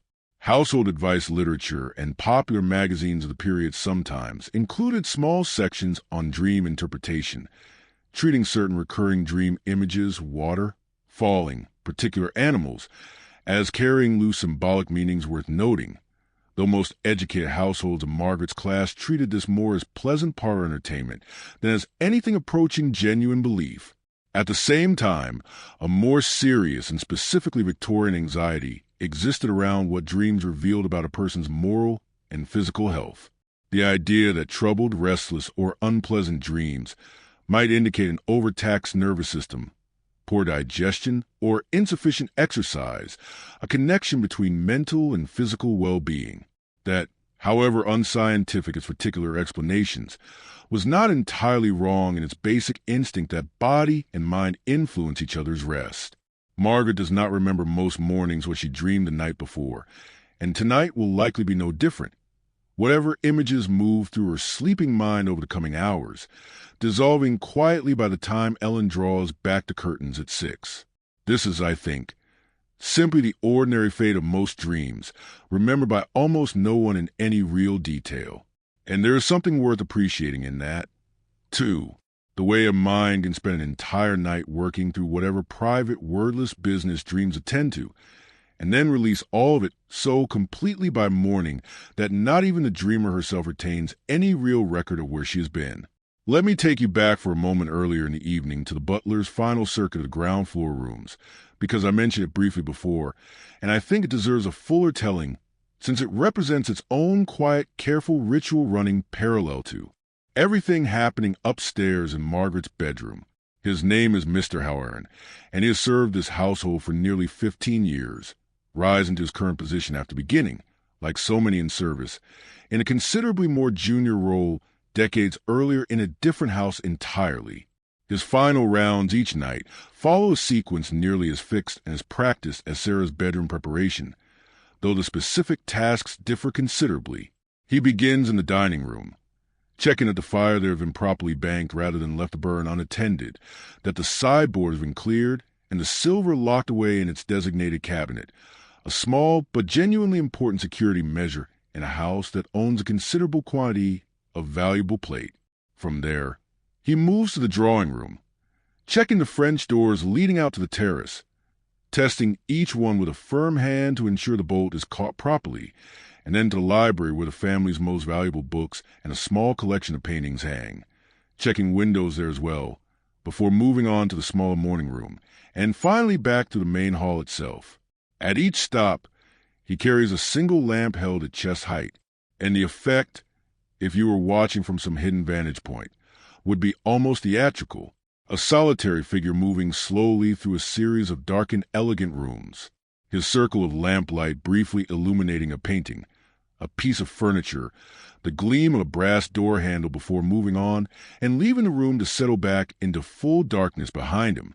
There is a particular seriousness to this task that Mr. Howard brings to it every single night, regardless of how uneventful the previous several thousand nights have been, because the entire point of this kind of careful repeated vigilance is that it only needs to fail once for a real consequence to follow. He has never in 15 years found anything genuinely alarming during these rounds. No forced window, no unlatched door left carelessly open by a careless housemaid.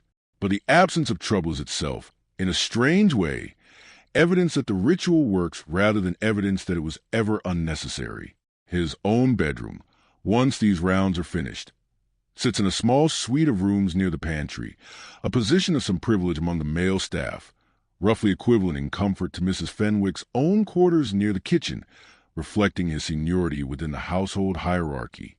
He sleeps most nights with particular soundness of a man whose conscience is genuinely clear about having done his job thoroughly, though he wakes, as Mrs. Fenwick does, at the smallest unfamiliar sound, an old habit that 15 years of responsibility is worn permanently into his sleeping mind. I think there is something worth noticing in how many different careful practiced rituals converge on this one household every single night. Sarah's bedroom preparation, Mr. Howard's security rounds, Mrs. Fenwick's resource management. Each of them separate, each of them largely invisible to the others, and yet all of them working together toward exactly the same shared outcome, a house that feels, to the family sleeping within it, entirely safe, entirely warm, entirely undisturbed by any of the effort required to make it so.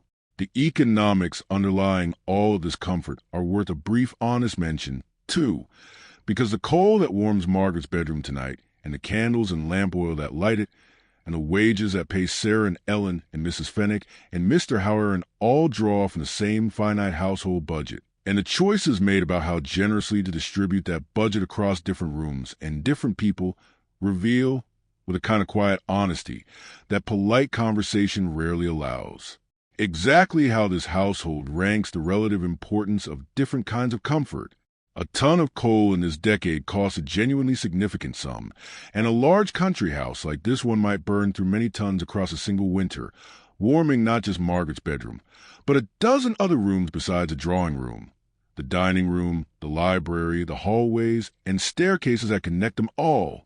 Poorer households, cottages, and laborers living in the small stone cottages visible from the state's boundary walls budgeted their much smaller coal allowance with far greater care, often keeping only a single room genuinely warm through the winter evening, retiring to cold bedrooms bundled in every blanket and article of clothing the household owned.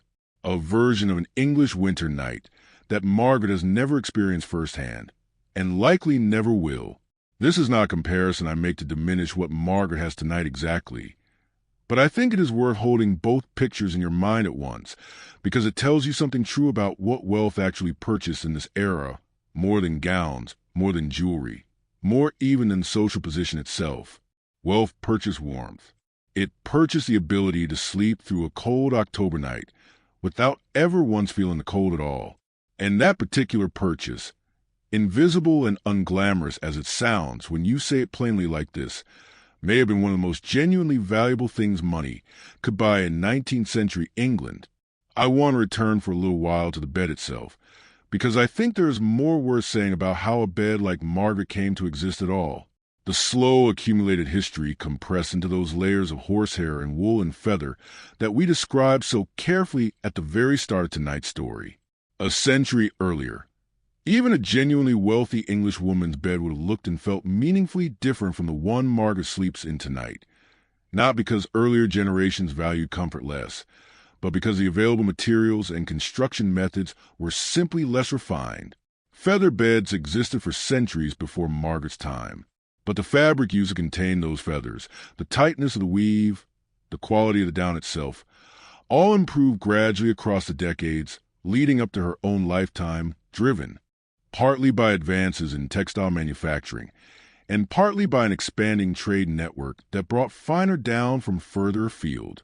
Some of it sourced from as far as continental Europe, selected specifically for its lightness and its capacity to loft back into shape after being compressed. The iron springs beneath the mattress mentioned earlier as a relatively recent installation in this particular household represent an even more specifically 19th century innovation. Coiled steel springs woven into a supportive base that replaced the older rope lattice work entirely, providing a more even, more durable support than rope ever managed.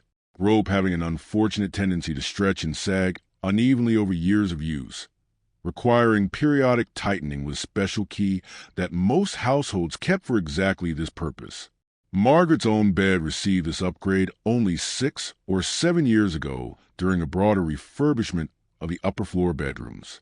And Ellen still occasionally mentions with kind of mild wonder how much more evenly the mattress holds its shape now compared to the older rope-frame bed Margaret slept on the first years of her marriage.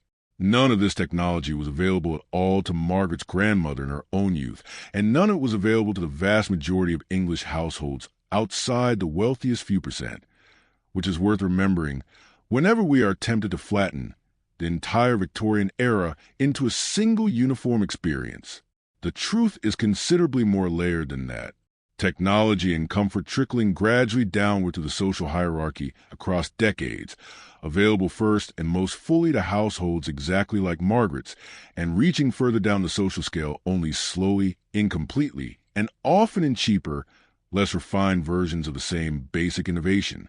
The separate bedroom arrangement Margaret shares with her husband mentioned earlier deserves a slightly fuller explanation too, because it reflects a genuinely widespread pattern among English households of this class and era, though not a universal one. And the reason behind it was considerably more practical than romantic distance might suggest. Dressing and undressing in this period involved an elaborate, time-consuming process on both sides. Margaret's own routine requiring Ellen's assistance for the better part of half an hour most evenings. Her husband's requiring his own valet for a somewhat shorter but still considerable stretch of time.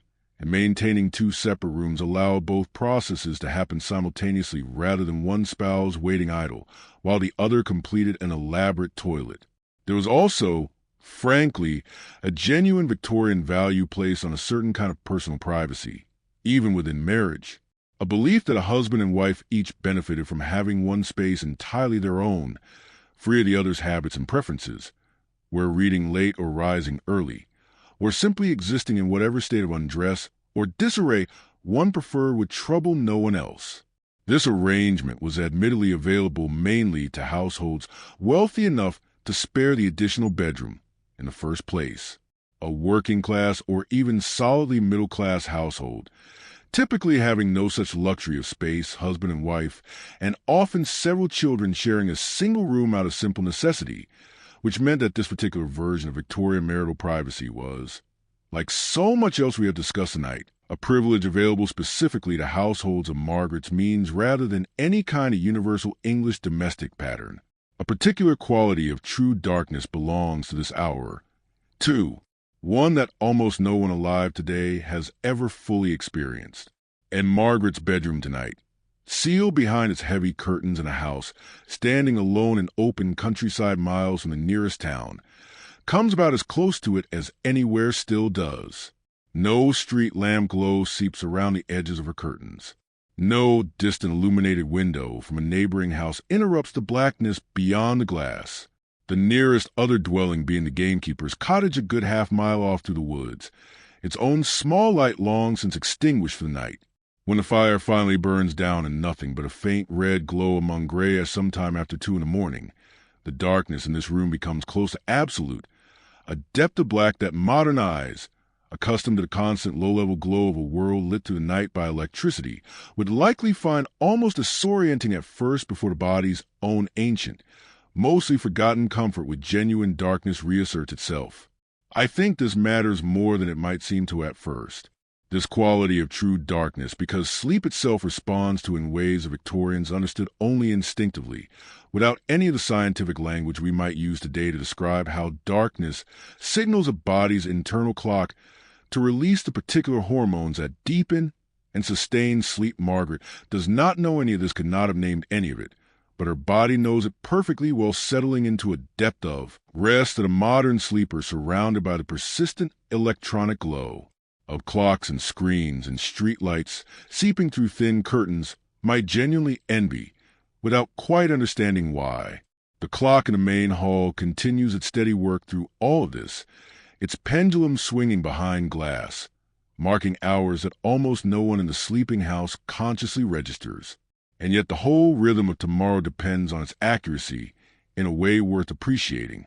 Mr. Howard unwinds it personally each Sunday evening, a small weekly ritual that falls specifically to him rather than to any other member of staff, checking its time against his own pocket watch, itself set periodically against the time given at the nearest railway station, since railway time standardized across the whole country only within the past few decades has become the closest thing this era possesses to a single reliable national clock.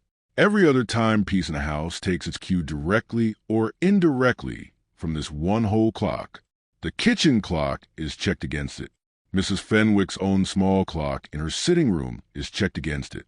Even Sarah and Martha, without owning watches of their own, have leered to gauge the hour roughly from the quality of light through a window or from a particular chime muffled by distance, carrying up to the house at each full hour. A soft, distant 4-note phrase from the whole clock's mechanism that Margaret, deep in dreamless sleep right now, does not consciously hear at all, but that has, across 11 years of living in this house, become woven so thoroughly into the background texture of her nights that its absence, on the rare occasions the clock has needed repair, would likely unsettle her more than its presence ever does. I mentioned earlier the modest remedies available to this household on nights when sleep proved difficult, and I want to return to that for a moment because there is more texture worth adding to it. The warm milk, sometimes brought up on such nights, is not Simply milk most often, but milk gently warmed with a small measure of honey stirred through it, sometimes with a pinch of nutmeg grated fresh across the top. A preparation that Mrs. Fenwick learned from her own mother decades ago and has passed down in turn to whichever housemaid currently holds a night duty rota. The lavender water kept in a small glass bottle on Margaret's dressing table was distilled from lavender grown in the estate's own kitchen garden cut and dried each July by the undergardener specifically for this purpose. A few careful drops sprinkled on a pillow believed in the household wisdom of the period to encourage a calmer, gentler descent into sleep, whether through genuine physiological effect or simple pleasant association. No one in this house particularly troubles themselves to distinguish from more serious or persistent sleeplessness. The family physician, a Dr. Pemberton, who has attended this household for many years, kept a small, carefully rationed supply of stronger remedies available for genuine need, though it is worth being honest about how this era understood such things. Chloral hydrate prescribed occasionally for real insomnia was considered a modern respectable medical solution in this decade, understood as safer and more reliable than the older reliance on straight laudanum. Though we know now with the considerable benefit of a century and a half of additional medical understanding that both carried genuine risks, the period's own doctors only partially appreciated. Dr. Pemberton, to his credit, prescribed sparingly and monitored carefully, a caution not every physician of this era exercised with equal discipline, and Margaret herself has needed such assistance perhaps 3 or 4 times in her entire adult life, each time for genuine and passing distress rather than any habitual reliance, a distinction the household and Margaret herself took seriously. The house itself deserves a little more attention than we have given it so far tonight, because so much of what makes Margaret's comfort possible comes down to decisions made not by her or by anyone currently living within these walls, but by the people who built and shaped this house across generations before she ever arrived here as a young bride.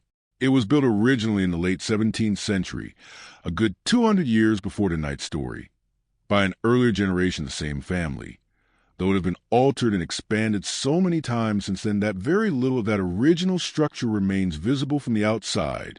A major renovation in the early part of this current century added the wing where Margaret's own bedroom now sits, replacing an older, colder, considerably less comfortable section of the house that her husband's grandfather judged, correctly as it happens, to be no longer suitable for a family of their standing. The walls in this newer wing are thick, built from local stone quarried, not 5 miles from where the house stands. And that thickness matters more than you might immediately think, because stone is substantial, holds heat, and resists cold with a kind of passive stubbornness that lighter, more modern construction methods simply cannot replicate. The windows themselves, tall and generously proportioned to let in as much daylight as possible during the shorter days of an English winter, represent their own small compromise between beauty and practicality. Glass this large being considerably harder to keep properly sealed against drafts than a smaller, older-style window would be, which is part why the heavy curtains matter so much, not merely for privacy or decoration, but as a genuinely functional barrier against the cold that inevitably seeps, however slightly, through even well-fitted Victorian glass. Margaret's own bedroom was redecorated 4 years ago, shortly before her daughter was born, in anticipation of the changes a growing family would bring to the household's routines. And she remembers the process with a mixture of genuine pleasure and mild exhaustion. Weeks spent selecting fabric samples and wallpaper patterns, with a decorator brought down from London specifically for the purpose. Swatches of the fern pattern paper eventually chosen laid out across the very bed we have spent so much of tonight's story describing, compared against different qualities of light at different times of day before a final decision was reached. The wine-colored counterpane, the deep green bed curtains, the particular shade of the wallpaper itself. None of it was chosen carelessly or quickly, and there is something worth appreciating in that, too, the sheer deliberateness with which a room like this one comes to feel the way it feels. Every color and texture considered against every other, the whole space composed with the same careful attention a painter might bring to a canvas, except that this particular canvas exists to be lived in, slept in, return to every single night for years and years until its patterns and colors become so familiar they barely register consciously at all anymore, simply forming the comfortable, unremarkable backdrop of an ordinary life. Downstairs in the small sitting room where Margaret spent her earlier evening writing letters, a different set of careful decisions shapes a different kind of comfort.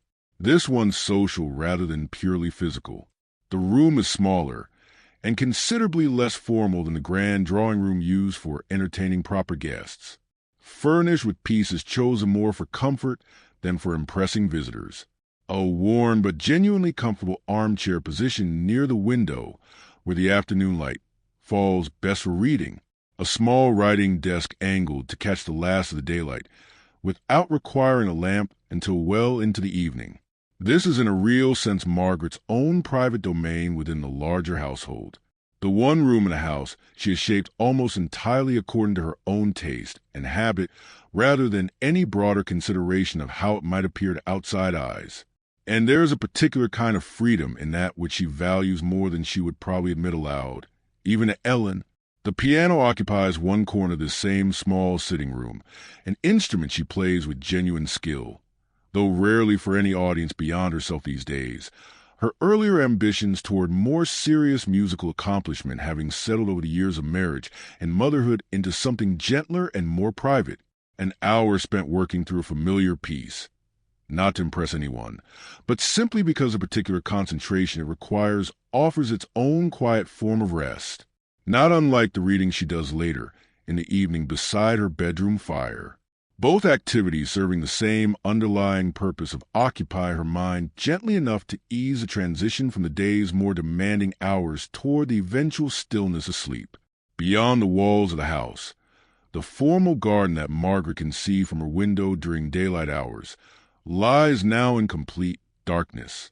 Its careful geometric beds of roses long since finished blooming for the year, cut back and mulched against the coming winter by the head gardener and his small team of undergardeners earlier this same month.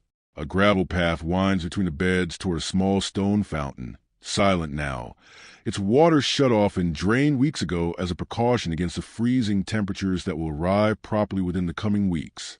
And beyond that, a low box hedge marks the boundary between the formal garden and the wilder parkland that stretches toward the woods where the gamekeeper made his rounds earlier tonight. A thin crescent moon hangs somewhere above all this, visible only occasionally through gaps in the clouds that have been drifting steadily eastward since the rain finally cleared sometime after midnight. Its faint silver light catching now and then on the wet grass and the last few clinging leaves of the beech trees lining the drive. There is a particular stillness to a garden at this hour that even the most careful daytime observer never quite experiences. Every plant and path and stone fountain holding exactly the position it held at dusk, waiting in its own patient vegetable way for the light to return and the household's daily rhythms to begin moving through it again. I find myself thinking whenever I picture this exact scene about how many separate small worlds exist within the boundaries of a single estate like this one, all operating simultaneously and mostly independently through these same dark hours. The garden waiting in its patient stillness, the stable yard where the horses shift occasionally in their sleep, the kitchen garden with its neat rows of winter vegetables, cabbages and leeks, and the last of the season's root crops, standing untended and unwatched until morning, the woods, where a fox, unseen by anyone, moves silently along a familiar path toward the hen house. It has learned through repeated failed attempts not to bother approaching too closely. The gamekeeper's vigilance, having taught it caution across several previous encounters. Margaret's daughter, sleeping soundly now in the nursery after her brief 2 o'clock waking, will grow up within the same layered world of visible comfort and invisible labor. And it occurs to me to wonder sometimes how much of it she will eventually come to understand as she gets older. Whether she will grow into the same comfortable, mostly unexamined acceptance her mother holds, or whether some part of her, perhaps prompted by a particular teacher or a particular book, or simply the ordinary curiosity of childhood, will someday ask the kind of question that makes the whole elaborate structure suddenly visible in a way it rarely is to those who benefit from it most directly. Children ask those questions sometimes, in my experience, more readily than adults do. not yet having lead the comfortable adult habit of simply not looking too closely at the mechanisms behind their own good fortune.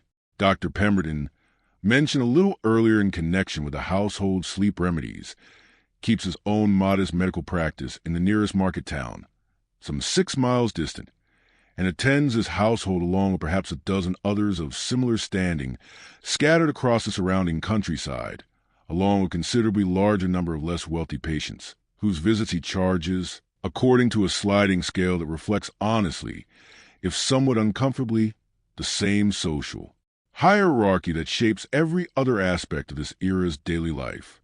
His medical bag, kept always ready by his own bedside for exactly the kind of urgent night summons that occasionally comes, holds a modest collection of instruments and remedies that would look almost quaint by any later century's medical standards, though they represented genuinely current best practice for this particular decade. Laudanum and chloral hydrate among them alongside simple remedies, willow bark for fever, various tinctures for digestive complaint. The whole collection reflecting a medical profession still working, often with real dedication and real intelligence within considerable limits of what this era actually understood about the human body. Tonight, no summons comes for him. His own sleep in his own modest but comfortable house in the market town proceeds entirely undisturbed, and Margaret's household continues its quiet, uneventful night, without any need of a particular expertise at all, which is in its own understated way exactly the outcome every household hopes for on every single ordinary night illness, an emergency remaining for this one evening, at least entirely theoretical, concerns rather than actual demands on anyone's attention or dress. If you were to stand at the end of the long drive tonight, looking back toward the house through the thinning mist, you would see very little to suggest that anything inside is happening at all. A single faint light, Sarah's candle, perhaps, or the last glow of Mr. Howard's lamp, before he too retires, might show briefly in an upper window, before disappearing again, and otherwise the whole long facade of gray stone would present itself as a dark, silent, largely featureless shape against the slightly less dark sky behind it. Chimneys rising in a row along the roof line, each one marking a fireplace that at various points this same evening held some version of the warmth we have spent so long describing tonight. There is something almost eerie in that image. Honestly, the outward stillness of a house that is on the inside so carefully, continuously active, even at this hour, fires being checked, a nursery maid dozing lightly with one ear tuned toward a sleeping child, Mrs. Fenwick surfacing briefly from her own sleep at some small, unfamiliar sound before settling again. None of that inner activity shows itself in the drive. And I think this mismatch between a house's quiet exterior and its genuinely busy interior life captures something true about privilege in this era more broadly. The way wealth so often prefers to present itself as effortless stillness, while concealing quite deliberately the considerable motion required to produce that impression. The neighboring farmhouse, visible in daylight from Margaret's own window as a small cluster of buildings perhaps a mile distant across the fields, tells a rather different story tonight, though Margaret has never had much reason to think carefully about it. A tenant family lives there, farming land that ultimately belongs to Margaret's husband's estate, and their own version of this same October night looks considerably simpler. One shared bedroom for the parents and the youngest children, older boys sleeping in a loft space above the kitchen. A single fire banked in the kitchen hearth, providing what warmth the whole modest house receives overnight. No separate bedroom fires. No warming pans. No lady's maid brushing anyone's hair by candlelight. This is not deprivation exactly, not by this family's own understanding of their circumstances, which are genuinely comfortable relative to many other rural households of this era. But it is undeniably a different scale of comfort entirely from what Margaret experiences as simply ordinary. I want to return briefly to the question of what a comparable night looked like just one social rung below Margaret's own, not the tenant farmhouse we visited earlier, considerably poorer, but a solidly comfortable middle-class household, a lawyer's family perhaps, or a prosperous merchant's living in a good-sized house in a nearby market town. Because the comparison sharpens something about Margaret's own particular experience that is easy to miss when we only compare her to the very poor. Such a household would very likely own a feather bed, too, and fine enough linen and a fire in the main bedroom on cold nights. The basic materials of comfort were not entirely beyond middle-class reach by this point in the century. Mass production and an expanding retail trade, having brought fine fabric and manufactured furniture within striking distance of households considerably less wealthy than Margaret's own. What such a household would almost certainly lack, though, is exactly what we have spent so much of tonight examining. The layer of dedicated life and labor that makes comfort feel effortless rather than merely achievable through one's own direct effort. In that lawyer's household, the fire in the main bedroom might well be lit, but likely by the lady of the house herself, or by a single overworked general maid managing an entire household's needs virtually alone, rather than by a housemaid whose full-time responsibility is precisely this one task among a small handful of others. The linen might be nearly as fine, but it will be laundered less frequently, mended more visibly, replaced less readily when it finally wore thin. The warming pan might exist in the household inventory, but it might not be used every single night as a matter of course. Reserve instead for the coldest night specifically, a small luxury rationed rather than assumed. The difference, in other words, was never purely about the objects themselves. Margaret's mattress and Sarah's careful attention to it are both real, but it is specifically the combination of fine materials and abundant dedicated labor that produces a particular seamless, effortless quality of Margaret's nightly comfort, a combination that required not just money for goods, but money for people, an entire staff large enough that no single servant needed to divide her attention across too many competing tasks at once.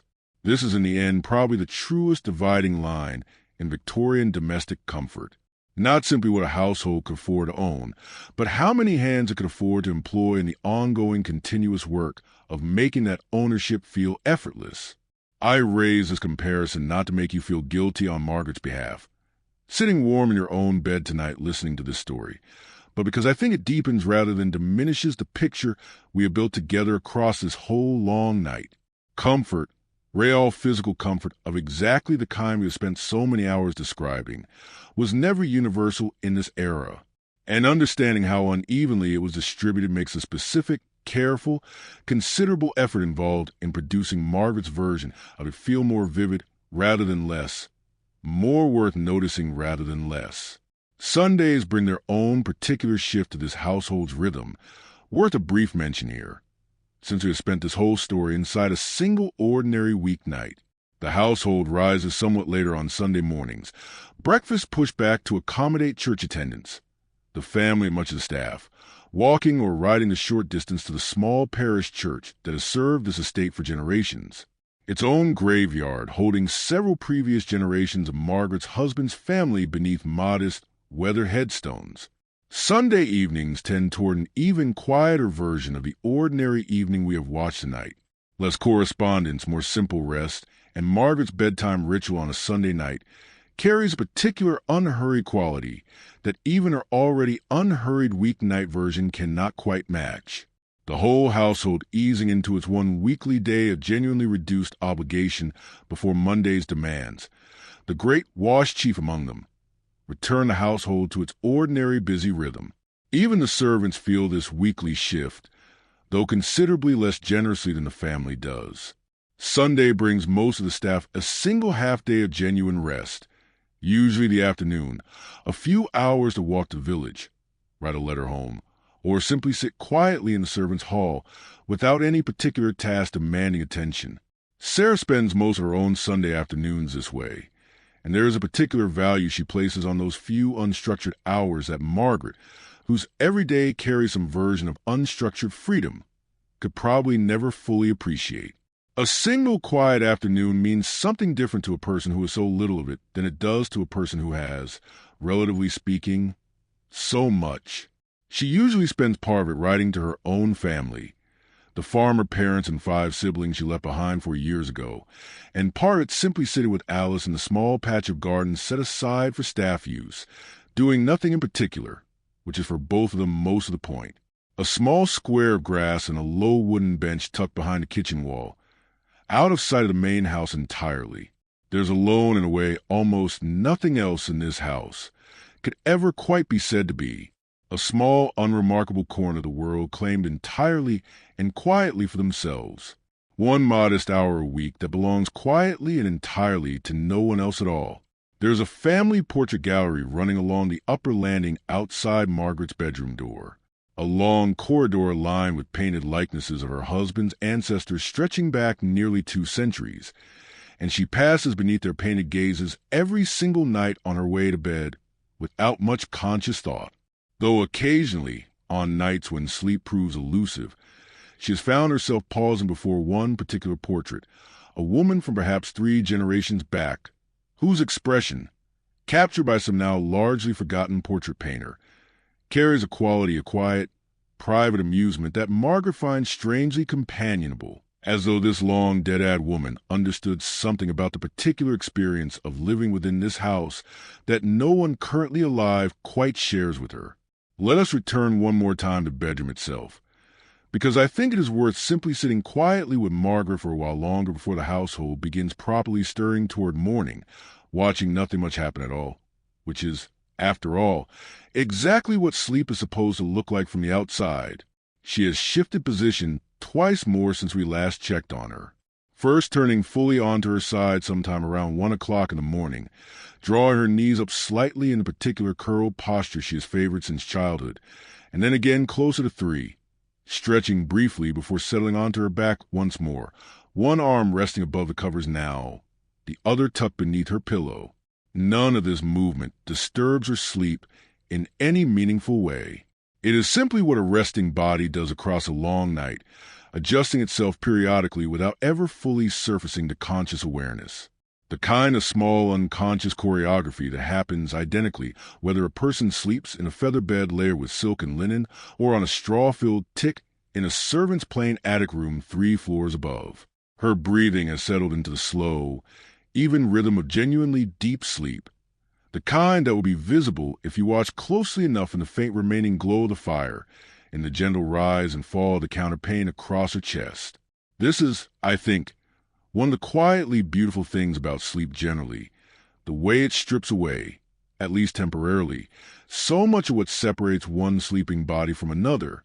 Margaret asleep looks, in this most basic physical sense, remarkably similar to Sarah asleep 3 floors above her, or to the small child asleep in the nursery down the hall, or to any other sleeping person anywhere in England on this same October night.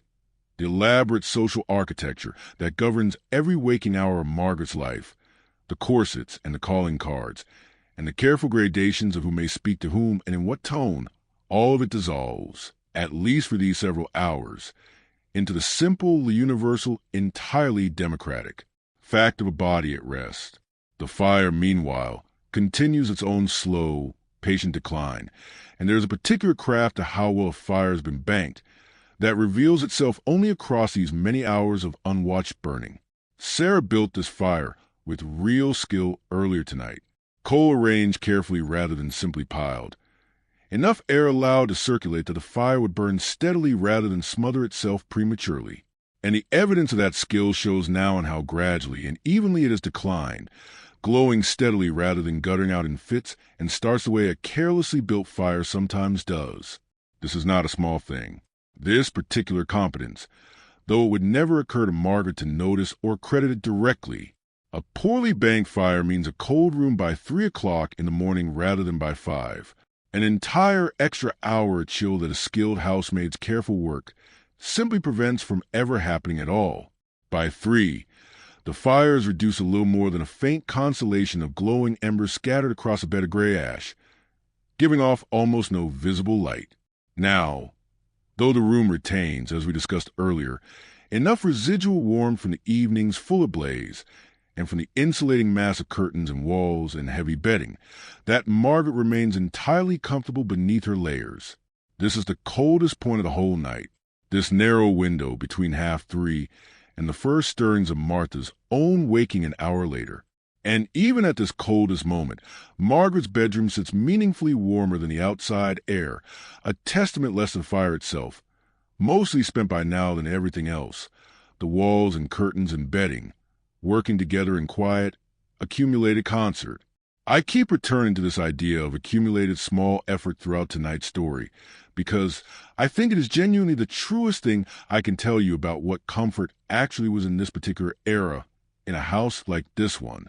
Not a single grand luxury, not one impressive object or gesture, but hundreds of small careful decisions and small careful hands working across a single evening and repeated essentially unchanged across thousands of previous evenings before this one. Each small contribution invisible on its own, and yet added together, producing something that felt to the person receiving it simply like an ordinary, unremarkable, deeply comfortable night's sleep. There's a word the Victorians used constantly in their letters and their household manuals and their casual conversation that carries slightly different weight now than it did then, and that word is comfort itself. For Margaret's generation, comfort was not simply a private physical sensation pleasant, but ultimately trivial. It carried real moral and social weight, understood as both a marker of respectability and in its own quiet way almost a duty, the properly run household being one that provided genuine physical comfort to its family members as a visible sign of good management, good breeding, and appropriate care. A household that failed to keep its family members warm, well-fed, and properly rested was understood in this era's own terms as failing at something more significant than mere hospitality. It reflected poorly on the head of the household, suggested carelessness or inadequate means or simple bad management. And this is part why so much careful attention went into exactly the kind of details we have spent this whole story exploring. Not purely for pleasure's sake, though pleasure played its own real part, but because comfort itself functioned as a kind of visible evidence, proof that this household understood its own responsibilities and discharged them properly. This helps explain, I think, why the labor behind Margaret's comfort was expected to remain so thoroughly invisible, why Sarah worked so quietly, why the whole elaborate preparation of the bedroom happened entirely out of Margaret's sight. A household's comfort was meant to appear effortless, specifically because effort itself, visible effort, would have suggested inadequate resources, insufficient staff, a family struggling to maintain the standard expected of their position. The invisibility of the labor was not incidental to the comfort. It was, in a real sense, part of what made the comfort count as genuine luxury at all, rather than simply adequate provision. Tomorrow night, this same sequence will unfold again, nearly identical in every particular. Sarah kneeling at the same grate, the same feather bed punched and turned, the same warming pan sliding beneath the same fine linen sheets, and the night after that, the same again, and the night after that, stretching backward through years already lived and forward through years not yet arrived, this household's nighttime rhythm repeating itself with such steady, unremarkable consistency that no single night, including this one, would ever have seemed particularly worth recording or remembering to anyone actually living through it. That is, I think, part of what makes tonight worth pausing on now. So many years later, listening to the story in whatever bed you have carried yourself into, an ordinary night in an ordinary wealthy household, unremarkable enough that it left no trace in any diary or letter, and yet carrying within its unremarkable ordinariness this entire elaborate structure of care and labor and craft that we have spent so long uncovering together. Most of history, if you think about it honestly, is made of exactly this kind of unremembered ordinariness. Thousands upon thousands of nights just like this one, each one gone without record the moment it passed. And there is something worth treasuring in taking the time occasionally to imagine our way carefully back into one of them. The wider calendar of this household's years shapes these nights, too, in ways worth briefly mentioning before we let this particular night finally draw toward its close. Spring brings a household emerging gradually from winter's heavier demands, fires needed less often, windows open more generously, the whole rhythm of preparation growing lighter and less labor-intensive with each passing week. Summer, as we discussed earlier, transforms a bedroom nearly beyond recognition. Fires unnecessary, lighter coverings replacing the heavy winter bedding, the household's attention shifting toward entirely different seasonal demands. Haymaking on the estate's farms, The London season drawing some wealthy families away from their country houses entirely for weeks at a stretch. Autumn, the season we find ourselves in tonight, marks the household's gradual return to its heavier winter habits. Fires relit, warming pans brought back into use. The whole elaborate machinery of warmth we have watched unfold tonight, reassembling itself after months of comparative dormancy. And winter, deepest and coldest, demands a fullest version of everything we have described. Fires built earliest and burning longest. The household's entire resources most heavily committed to the single unglamorous task of keeping its occupants genuinely warm to the darkest, coldest stretch of the English year. Fine Irish linen like the sheets on Margaret's bed tonight, along with the wool blankets and the silk of the counterpane itself, each traveled a considerable distance before ever reaching this particular bedroom. And there is a whole hidden geography worth briefly acknowledging that fact. A reminder that even most intimate private details of Margaret's night connect outward to a much larger world she rarely thinks about directly. There is a particular ledger kept in this household, separate from Mrs. Fenwick's own careful account of coal and candle wax, that records something else entirely: the rotation of linen through its long cycle of use and washing and repair. And it is worth a brief mention here, because it explains something about why Margaret's sheets feel exactly the way they feel tonight, rather than merely adequate. Each set of fine linen in this house is numbered quietly with a small embroidered mark in one corner, invisible to anyone not specifically looking for it.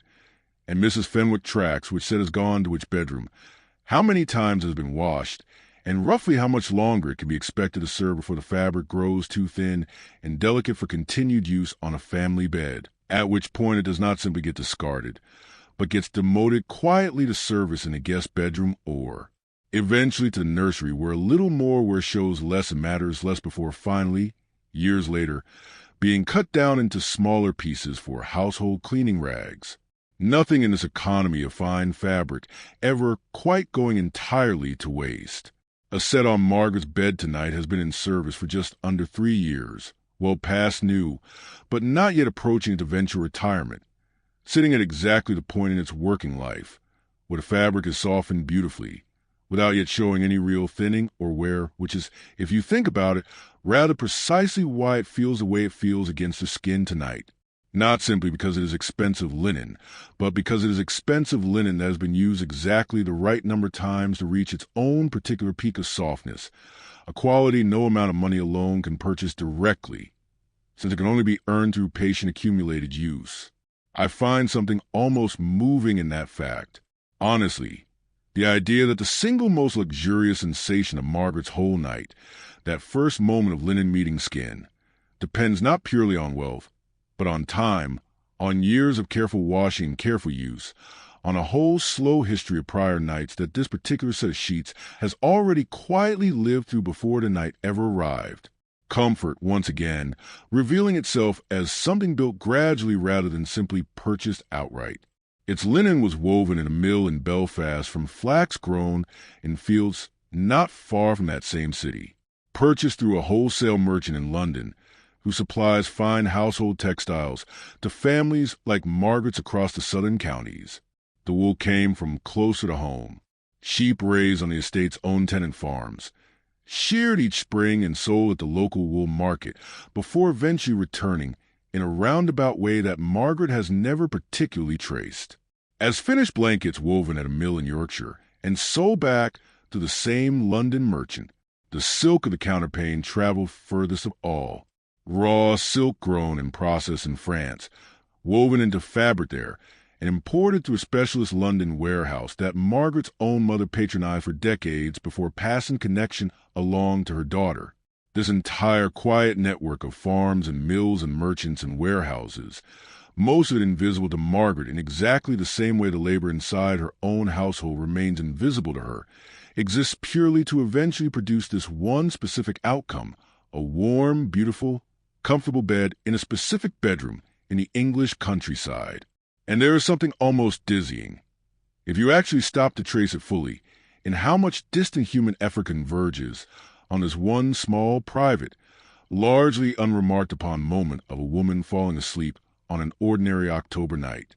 Sarah's own future within this household, and within domestic service more broadly, follows its own uncertain arc. One worth a brief mention here, since we have spent so much of tonight inside her present rather than her future. Most housemaids of this era do not remain in service indefinitely. Many marry within their late 20s, often to a tradesman or a farmer, or occasionally to a fellow servant, tailoring, and leave domestic work behind entirely to manage their own households instead. Some, like Ellen before her, move gradually upward through the service hierarchy itself, from housemaid toward lady's maid, or eventually, for the rare few with particular aptitude, toward a housekeeper's position.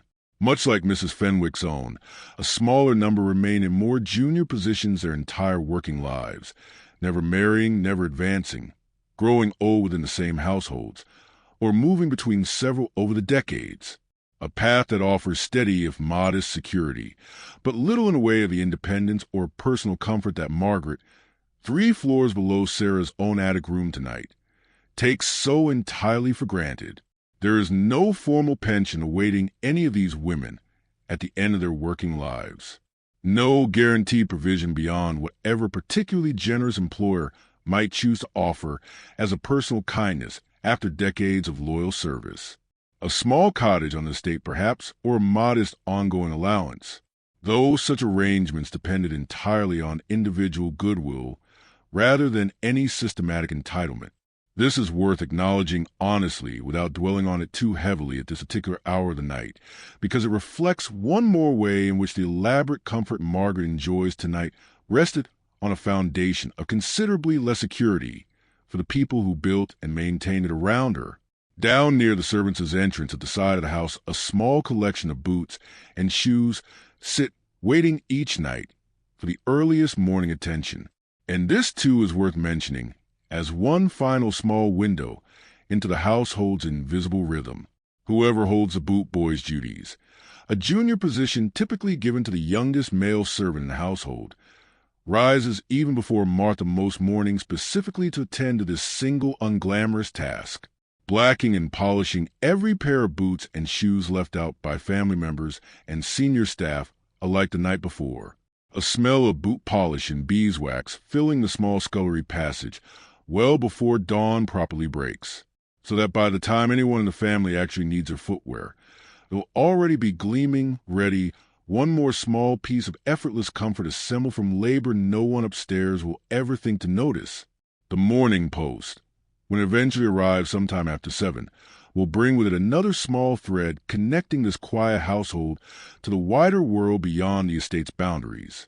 Letters and newspapers carried first by rail to the nearest station, and then the final few miles by a boy on horseback, who makes the same journey 6 mornings a week, regardless of weather, rain, or frost, or the thick October mist that has hung over these fields for much of tonight. Margaret's letter to her sister in Bath, sealed and set aside the previous evening before she climbed the stairs to bed, will travel the reverse journey sometime today.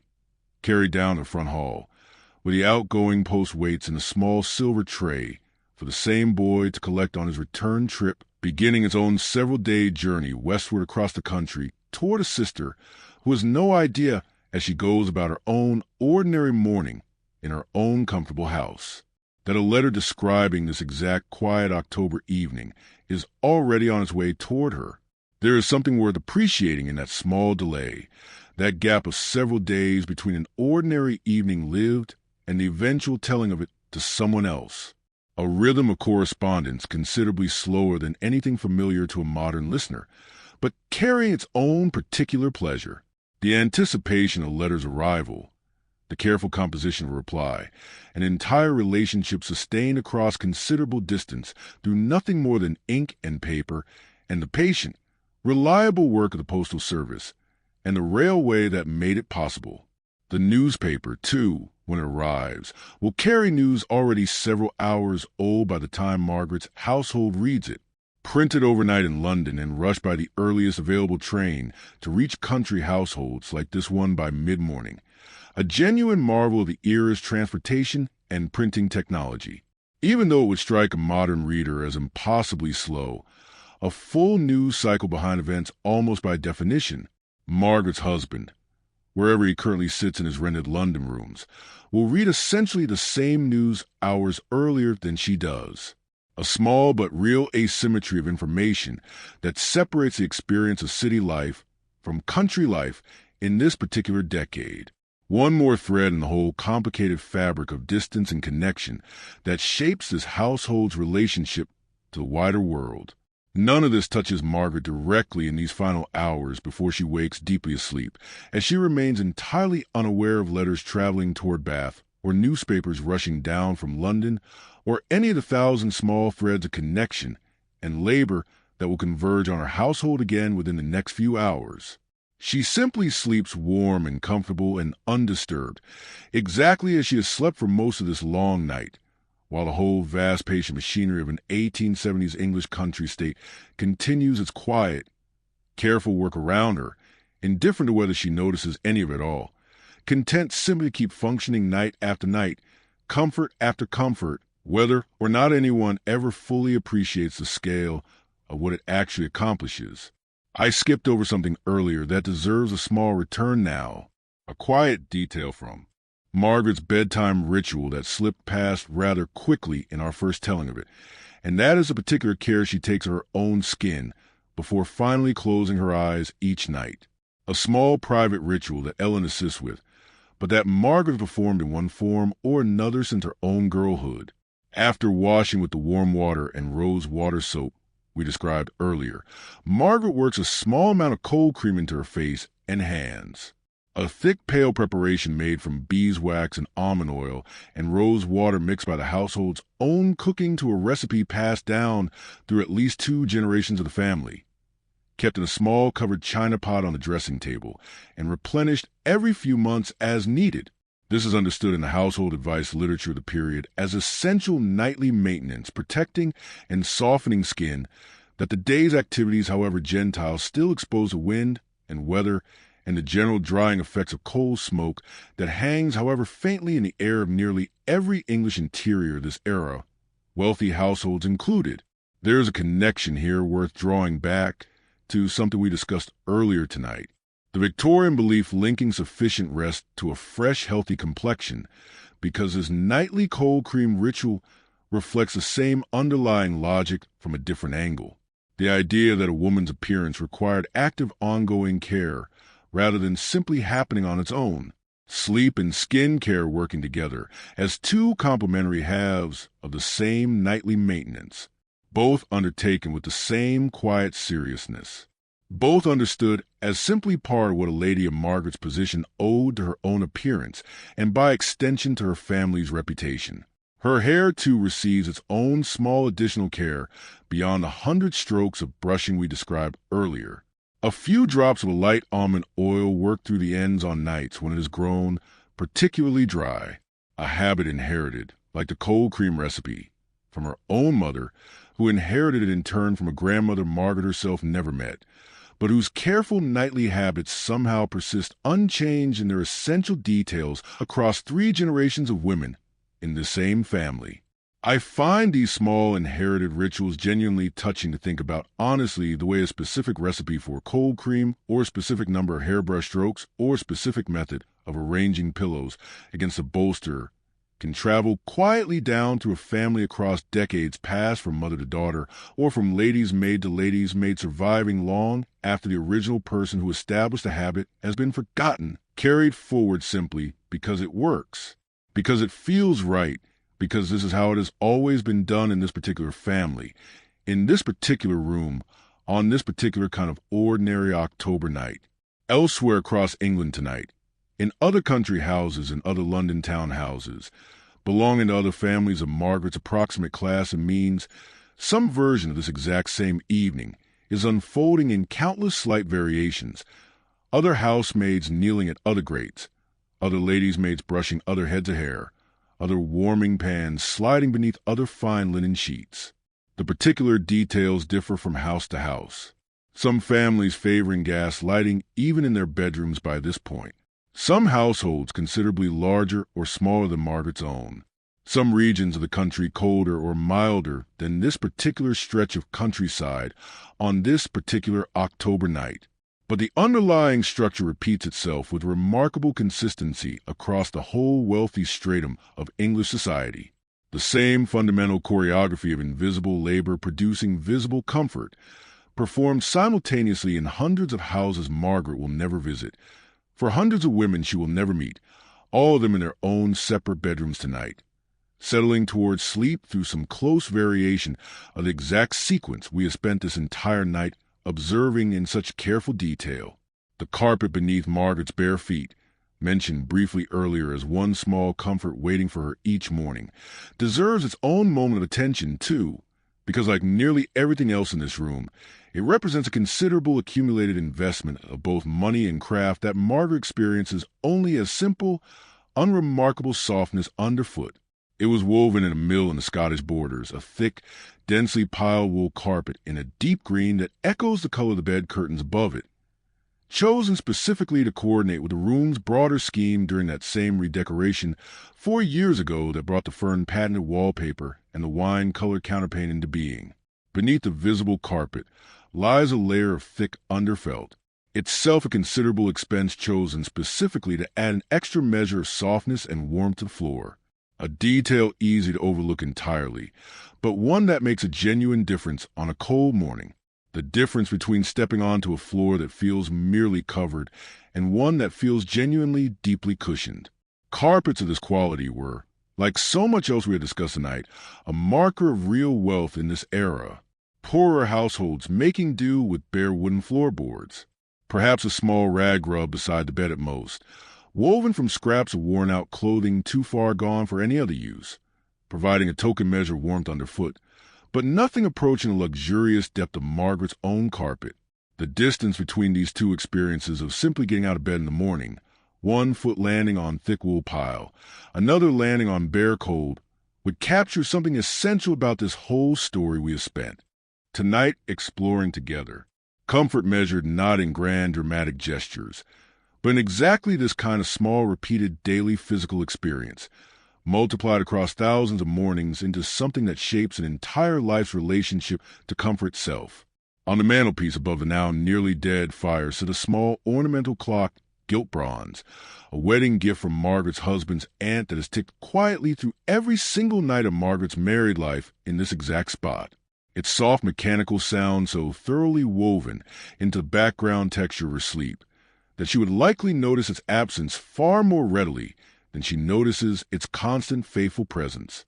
Beside it, it's a small framed photograph, a relatively new luxury this decade, showing Margaret's daughter as an infant, taken by a photographer who traveled out from the nearest town with his considerable equipment for the specific purpose of capturing this image, a keepsake that Margaret glances at most nights in the last moments before Ellen extinguishes the main lamp. A small private ritual of maternal tenderness that fits easily within the broader pattern of small, repeated, meaningful habits we have traced throughout this entire story. The chair beside the fire, upholstered in that faded green velvet we mentioned earlier during Margaret's reading time, was actually her mother's chair originally brought to this house as part of Margaret's own dowry when she married. One of the few pieces of furniture in this bedroom that predates the recent redecoration entirely.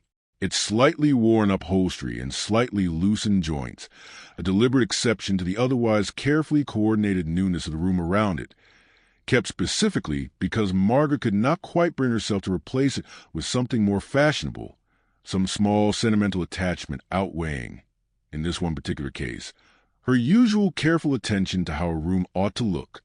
I mentioned these small details, the clock, the photograph, the inherited chair, because I think they matter as much as the fire and the linen and the carefully warm bed in explaining why this particular room feels to Margaret like genuine comfort rather than merely elaborate provision. A hotel room, however luxuriously appointed, however carefully warmed and turned down each evening by attentive staff, could never quite replicate this exact feeling, because comfort at its deepest level is not simply about temperature and softness. It is about familiarity, about accumulated meaning, about small objects that carry private histories no stranger could ever fully appreciate. And Margaret's bedroom, for all the elaborate, invisible labor required to maintain it each night, is genuinely, irreplaceably hers, in a way that no amount of money alone could purchase for someone starting entirely from scratch. It is nearly 5 now, and the sky beyond the curtains, though Margaret cannot see it, and would not think to look even as she woke this moment, has shifted from the deep, uncertain gray of an hour ago towards something with the faintest beginning suggestion of color at its eastern edge. A color too pale and too tentative to properly call dawn, yet more a kind of thinning of the darkness than any true arrival of light. Sarah has already finished rebuilding Margaret's fire by this point, as we described earlier, and has moved on to a handful of other small morning tasks scattered to the family section of the house, checking that the water jugs in each of the currently unoccupied guest bedrooms remain fresh in case of any unexpected early arrival, though none is expected today, dusting the hall table where the morning post will eventually be laid out for sorting. Small, unglamorous tasks that fill the gap between the earliest urgent work of fire rebuilding and the fuller flurry of activity that will begin once the family properly wakes and the day's real demands begin. Alice, meanwhile, has taken on her own share of these early morning duties, and there's a particular quiet camaraderie between the two young women that develops naturally from sharing both a bedroom and the same demanding early schedule. A friendship built less from long conversation, since there is rarely much time for that, than from simple shared endurance. The mutual understanding of exactly how tired the other one feels at 4 in the morning. Exactly how welcome a shared cup of tea will feel once their earliest tasks are finally complete, and they can sit together for a few stolen minutes in the servants' hall before the day's fuller demands begin in earnest. Martha, having set the whole morning's rhythm in motion with her own earliest waking and her careful rebuilding of the kitchen fire, has moved on now to supervising the various strands of morning preparation across the household, checking in briefly with the cook about the morning's breakfast menu, confirming with the between maid, a junior position occupied this year by a 14-year-old girl named Bess who moves between the kitchen and the upstairs work, as different tasks require that the various fires throughout the family section of the house have all been properly attended to. This kind of quiet, continuous oversight is in its own way as essential to the household's smooth functioning as any single individual task. Someone needing to hold the whole complicated morning choreography in mind at once, checking that each piece has happened in its proper order and at its proper time before the family themselves emerge to find everything, as always, effortlessly ready. The frost on the lawn outside has begun by this hour to show its first faint signs of retreat, the very earliest and weakest morning light beginning to soften its hard white edges where it catches the grass most directly, though the deeper shadows beneath the trees along the drive remain thick with unmelted white, well into what would eventually become full morning. A single bird, then a second, then gradually a fuller chorus, has begun testing the air with tentative calls from somewhere in the garden's bare hedges. The ordinary, daily overture in English countryside morning building itself gradually louder as more voices join, entirely unconcerned with anything happening inside the walls of the sleeping house nearby. Margaret, still deeply asleep, has perhaps 20 or 30 minutes left before Ellen's knock at her door will begin the gentle process of drawing her back up toward waking. And I find myself thinking about her now in these final quiet minutes of genuine rest, wanting simply to let her have them undisturbed a little longer. This last small stretch of a night that has, by every measure we have spent so long examining together, been exactly what a good night's sleep in a house like this one was designed to be: warm, undisturbed, held quite literally in layers of careful fabric and careful fire and careful attention by an entire household working through the dark. Hours to make certain that when she finally does wake, she will find herself exactly where she fell asleep, exactly as comfortable, exactly as cared for, with a whole night having passed from her own perspective, as something close to seamless, uninterrupted peace. There is one more small thread worth following before we let this long night finally give way to morning, and it concerns the very fabric of Margaret's nightgown itself. That fine white lawn cotton we described so briefly at the start of tonight's story, because cotton carries its own particular history in this era that is worth acknowledging honestly, even within a story built primarily around comfort and warmth. The raw cotton that eventually became this soft, familiar fabric against Margaret's skin traveled an extraordinarily long distance before reaching the mill where it was spun and woven, grown most likely on plantations in the American South, harvested through labor systems whose brutal history Margaret would have had only the vaguest, most distant awareness of, if any awareness at all, processed and shipped across the Atlantic to feed the enormous cotton mills of Lancashire that had by this point in the century transformed both the English industrial landscape and the everyday material texture of English domestic life. Wealthy households and modest ones alike, now clothed and bedded in cotton fabric available at a scale and a price that would have been unimaginable to earlier generations. I mention this not to disrupt the quiet, cozy mood we have built together across this long story, but because I think an honest telling of this era owes at least a passing acknowledgement of how thoroughly even its most intimate private comforts connected to larger systems of global trade and labor. That this household, like most households of its class, rarely examined too closely. The softness of Margaret's nightgown against her skin tonight exists within the same complicated, uneven world we've been tracing all evening. A world where comfort for some rested in ways both direct and indirect on considerably harder circumstances for others. Some of them living and laboring an ocean away in conditions Margaret would likely never think to imagine at all as she settles beneath her fine linen sheets each night. This is, I think, simply part of holding an honest picture of this era in mind alongside all the genuine warmth and craft and careful attention we have spent tonight admiring. And I trust you to hold both of these truths together without either one canceling out the other. The real skill and real care that built Margaret's comfort and the real cost, often distant and unacknowledged, that made some parts of that comfort possible in the first place. The sky has properly begun to lighten now, the eastern horizon showing a genuine band of pale gold beneath the retreating gray. And somewhere in the stable yard, the first horse of the morning is being let out for its early exercise by the stable boy, hooves ringing softly against the cold cobblestones, breath visible in small white clouds in the sharp morning air. The household's night, in every practical sense, has ended, even though Margaret herself remains, for these last few precious minutes, exactly where she has been for the past 9 hours, warm and comfortable, and entirely unaware that the whole vast machinery that made her rest possible has already quietly, without any fanfare at all, turned its full attention toward the day ahead. I want to spend just a little more time before we finally return fully to Margaret's waking thinking about the particular sound of this house in these very last minutes before it fully comes alive, because I think it is one of the loveliest, most easily overlooked textures of the entire night we have spent together. There is a particular quality to a large house transitioning from its nighttime stillness into its daytime activity. Not a sudden shift, but a gradual layering. One small sound joining another, then another, until what began as near total silence is built, almost without anyone noticing the exact moment of transition, into the full ordinary hum of a household fully awake.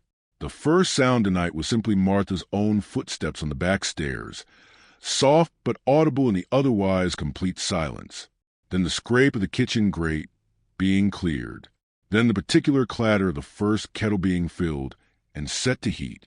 Then Sarah's own footsteps lighter than Martha's moving between the various bedrooms on her early rounds. Then gradually voices low at first Martha, giving some brief instruction to Bess. The cook exchanging a few words with Martha about the morning's menu. Each new voice adding itself to the accumulating texture of the house's daily sound. By the time Ellen finally knocks at Margaret's door, this accumulated morning sound will build to something considerably fuller than the silence that has held the house for most of the past several hours. There's still nothing approaching the fuller bustle that will arrive once the family themselves are up and about, once the dining room fills with the particular sounds of breakfast, china and silver, and quiet conversation. Once the whole day's business properly begins in earnest, there is something almost musical in this gradual layering if you listen for it the right way. A kind of daily overture that plays out identically with only minor variation morning after morning, season after season, year after year in this house, and in countless others like across the English countryside.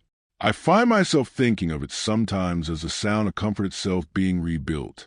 Each small noise marking one more piece of the previous night's careful architecture being reconstructed fresh for the day ahead. Fires relit, water heated, breakfast begun.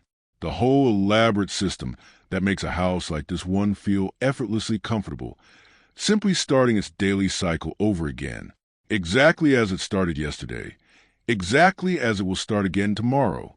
Margaret, 3 floors below, where this whole layered morning symphony has its earliest origins, remains entirely undisturbed by any of it for now. The thick walls and closed doors of her own bedroom absorbing most of these early sounds long before they could reach her sleeping ears. And there is a particular kindness in that architectural fact. 2. Worth noticing the way this house has been built and arranged specifically to protect its most privileged sleepers from exactly the kind of early morning bustle that the household itself must generate in order to eventually serve them. She will wake. When she finally does wake, not to the sound of a house already busy with work, but to something closer to genuine quiet, a single soft knock, a tray carried carefully so its contents do not rattle, a gentle voice offering good morning.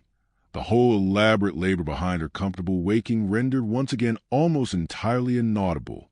I think sitting with all of this now in these last quiet minutes before we let Margaret finally wake about how strange and specific this particular arrangement of comfort actually was, historically speaking, how narrow a window of time it occupied, even within England's own long history, let alone the wider world. The grandparents of the servants working in this house tonight would have known a considerably harsher version of English domestic life before the railways made coal and manufacture. Actual goods cheap enough to distribute this widely before the mills of Lancashire and the borders made fine cotton and dense wool carpet available at any scale beyond the wealthiest handful of aristocratic households. And the grandchildren of everyone sleeping in this house tonight, Margaret and Sarah and Ellen and Mrs. Fenwick alike, though none of them could possibly know it yet on this ordinary October night in the 1870s, will live to see this entire elaborate system transformed almost beyond recognition. Electricity eventually replacing candle and lamp and even gas. Central heating eventually making individual bedroom fires and warming pans feel like curious antiques from a vanished world. The whole vast structure of domestic service itself gradually contracting across the coming decades as economic and social change makes households like this one with their dozen or more live-in servants increasingly rare and eventually within Margaret's own daughter's lifetime largely a thing of the past. None of that touches this particular night. Of course, tonight exists entirely within its own moment, unaware of what has come before it, and unaware of what will eventually replace it. Simply one ordinary October evening, lived fully and completely on its own terms, warm and careful and comfortable in exactly the way the specific era, with its specific technology and its specific social arrangements, made possible for a household of exactly this particular means. I find something worth appreciating in that, too. The way every era, including our own, exists the same way, entirely convinced of its own permanence, entirely unaware of how it will eventually look from the vantage point of whatever comes after it. The pale gold light at the eastern horizon has strengthened considerably now. The very first direct rays beginning to catch the tops of the elm trees along the estate's boundary, gilding their bare October branches with a warmth that carries no actual heat yet. Simply color. Simply the visual promise of a new day beginning to properly assert itself over the last lingering traces of night. A second horse has joined the first in the stable yard's early exercise, and somewhere beyond the kitchen garden wall, a rooster belonging to the gamekeeper's own small holding has begun its own considerably less musical contribution to the morning's gradually building chorus of sound. And in her own warm bedroom, 3 floors above, where all this quiet activity continues to build toward the day ahead, Margaret shifts one more time in her sleep, drawing slightly closer to full waking without quite reaching it yet, her hand moving unconsciously to pull the counterpane a little higher against the last cool edge of the retreating night. A small automatic gesture of comfort, seeking more comfort. Exactly the kind of tiny unconscious motion that an entire household's worth of careful labor exists specifically to make possible. Let me tell you a little more about what an ordinary autumn week looks like in this household, stretching just slightly beyond a night single evening, because I think it helps complete the picture how thoroughly this nighttime comfort we have spent so long examining fits within a much larger, equally careful weekly and monthly rhythm. Monday, as I mentioned briefly earlier, brings the Great Wash, an operation that begins before dawn and occupies nearly every pair of hands not otherwise essential to the family's immediate needs. Enormous coppers of water heated and boiled, mountains of linen sorted by type and by degree of soiling, the whole laundry yard behind the kitchen transformed for a full day into something closer to an industrial operation than a domestic one. By Tuesday, much of that same linen hangs drying, weather permitting, on lines strung across the kitchen garden or before the fires when rain interferes. And by Wednesday, the ironing begins in earnest. Heavy flat irons heated on the kitchen range and tested against a scrap of fabric before being applied to Margaret's fine sheets and pillowcases. A skill requiring real judgment. Too cool an iron, leaving fabric limp and unfinished. Too hot one risking a scorch mark that could ruin an expensive piece of linen entirely. Thursday and Friday bring their own particular rhythms, mending taking up a considerable portion of the week's remaining domestic labor. Torn hems and loosened buttons and worn patches, all requiring attention before garments and linens return to full active service, and very little in this household gets discarded quickly or carelessly. The fine fabrics we have discussed tonight representing enough invested value that careful maintenance and repair made far more economic sense than replacement, a household habit of thrift that sits somewhat surprisingly alongside the genuine luxury we have spent tonight describing. Though the two are not actually in tension at all once you understand that Victorian wealth expressed itself as much through careful considered stewardship of fine possessions as through simple lavish spending. By the time Saturday arrives, bringing its own lighter round of preparations for following day's Sunday rest, the linen that left Margaret's bed on Monday morning, worn from a week or more of use, has completed its full cycle and stands ready to return to service, clean, pressed, smelling faintly of the lavender sachets tucked between the folded layers in the linen press, ready to be spread once again across the feather bed we described so carefully at the very beginning of tonight's story. The whole elaborate cycle of comfort beginning fresh one more time, exactly as it is every single week, for as long as anyone in this household can remember.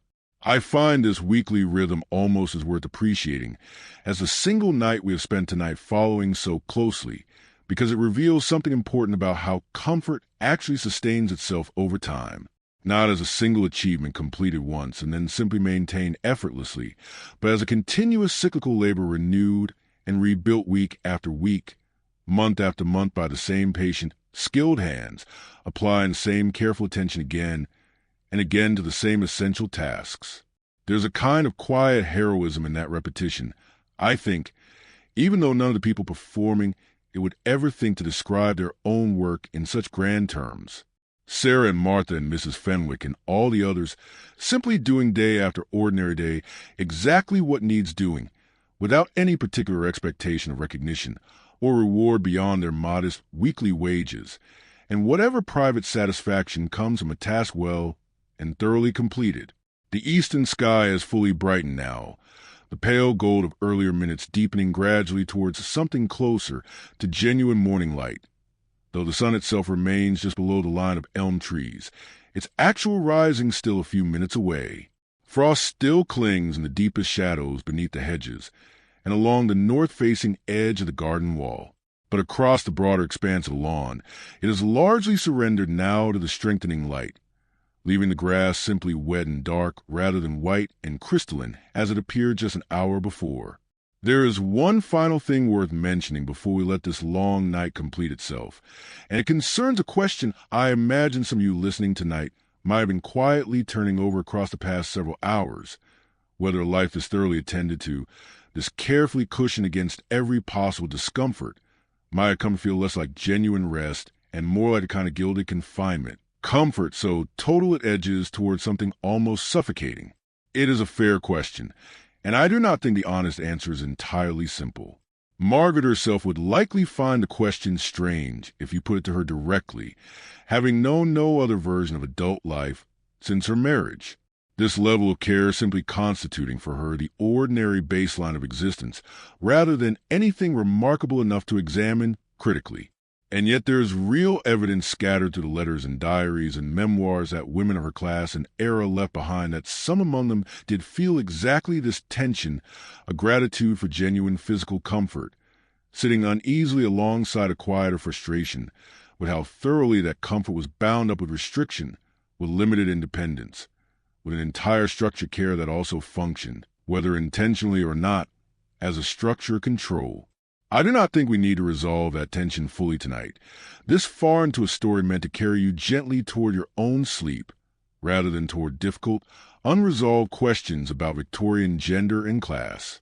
But I think it is worth holding in mind, alongside everything else we have explored, the recognition that Margaret's comfort, real and considerable as it genuinely was, existed within a life that also asked a great deal of her in return. A life of careful self-presentation and limited personal autonomy that the elaborate warmth of her bedroom could soften but never entirely dissolve.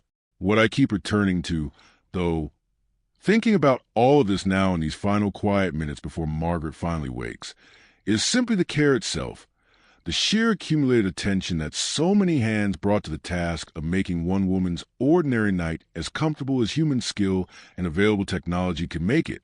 Whatever else was true about the wider structure Margaret lived within, whatever real limitations shaped her days in ways she may or may not have fully recognized, the specific, careful, patient labor we have spent tonight following, fire built and rebuilt, linen washed and warmed, water carried and heated, a 100 strokes of a hairbrush repeated with genuine gentleness night after night, represents something worth honoring on its own terms, a very old and very human impulse to care for another person's comfort through small, patient, repeated acts of attention.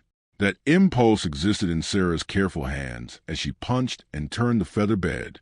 It existed in Ellen's patient brushing, in Martha's early rising, in Mrs. Fenwick's careful management of coal and candle wax stretching back 2 decades in Mr. Howard's methodical nightly rounds.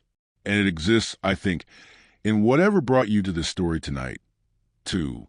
This same old human impulse, however it shows up in your own life, whether you're the one being cared for tonight or the one doing the caring, or, as is true for most of us most of the time, some quiet combination of both.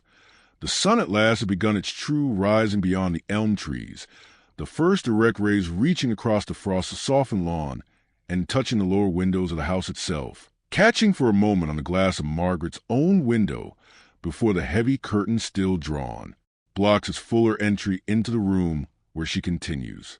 For these last few minutes, her long and genuinely peaceful sleep, birds fill the garden now with their full morning chorus. Robins and blackbirds and the occasional thin call of a distant pheasant from the woods beyond the estate's boundary. The whole world outside the house waking into full, ordinary, unremarkable morning. And in the kitchen far below, the cook lifts the first tray of fresh bread from the oven, its warm, yeasted smell, beginning its slow climb up through the house's staircases and corridors, reaching eventually faintly, even as high as the servants' attic rooms, where Sarah and Alice, their earliest duties now complete, sit together for a few stolen minutes over their own simple breakfast, before the day's fuller demands properly begin. It occurs to me in these final minutes, before we return fully to Margaret's own gentle waking, that there is a particular kind of quiet contentment that settles over a household in exactly this stretch of early morning after the hardest, coldest, most demanding work of fire building and water heating has been accomplished, but before the fuller, more visible bustle of the family's own day has properly begun. This is the household's own small private hour. In a sense, a servant's equivalent of the quiet fireside reading Margaret enjoyed the evening before.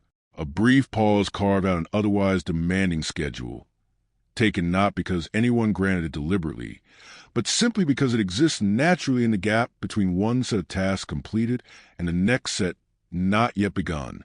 Sarah stretches her shoulders, sore from the awkward angle of kneeling repeatedly at various grates across the past several hours, and takes a long, grateful sip of tea, strong and well-sweetened, the cup warming her still, slightly cold hands. Alice beside her has already finished her own tea and is picking at the last of a slice of bread. And the two of them talk quietly, briefly about nothing particularly important. A comment about the cold. A small joke about one of the undergarters that makes them both laugh softly enough not to disturb anyone still sleeping nearby. The ordinary, unremarkable conversation of two young women who have known each other closely enough across shared work and a shared small bedroom to have developed the easy shorthand of genuine friendship. This small scene, this brief shared cup of tea in the servants' hall at 6 o'clock in the morning, receives no attention at all in the grander story of this household. No mention in any letter or diary, nothing that would ever be recorded or remembered by anyone beyond the two young women living it. And yet, I find myself wanting to linger here for just a moment longer before we finally let this whole long night close, because I think there is something genuinely worth honoring in it.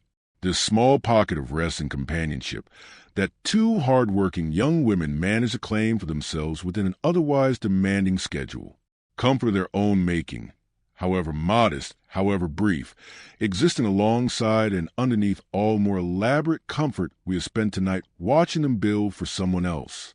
Perhaps that is worth carrying with you, too, as this story finally draws toward its close of recognition that comfort in whatever form it takes, in whatever life it belongs to, tend to find a way to exist, even in circumstances that offer far less of it than Margaret's own considerable privilege provides. A cup of tea shared quietly between friends, a few stolen minutes of rest, a small joke that makes the cold morning feel briefly less cold. These things matter too in their own quiet way, every bit as much as feather beds and warming pans and fine Irish linen. Even if history rarely thinks to record them with the same careful attention we have spent tonight giving to Margaret's own considerably grander version of an ordinary night's rest. Ellen, meanwhile, has begun her own final preparations before waking Margaret properly, moving quietly through the dressing room, adjoining the bedroom, checking one last time that the gray wool morning dress hangs exactly right, that the undergarments warming near the small dressing room fire have not grown too hot to be comfortable, that every small piece of the day's first outfit sits ready and waiting in its proper place. This final check matters more than it might seem to from the outside, because the whole point of everything we have watched happen across this long night is precisely this, that when Margaret finally does open her eyes and eventually rise from her bed, she should encounter no friction at all, no missing piece, no moment of waiting or searching or minor inconvenience to interrupt the smooth, seamless comfort that has characterized her entire night, and will, now, in these final preparations, characterize her waking. 2. The tray itself, the one Ellen will carry in shortly, has been assembled with the same careful attention downstairs in the kitchen, the good china chosen specifically for morning service.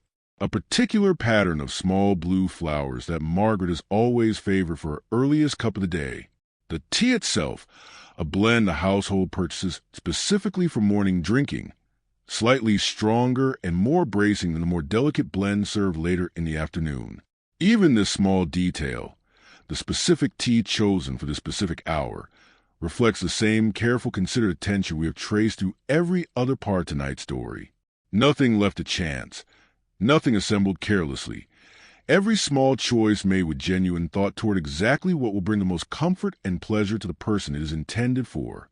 Outside, the sun has now properly cleared the line of elm trees, its full morning light spreading across the lawn and catching for the first time this morning the upper windows of the house itself, Margaret's own window among them, though the heavy curtain within continues to hold back most of that brightening light, preserving for just a few minutes longer the gentle, low-lit quality of the room where she still sleeps.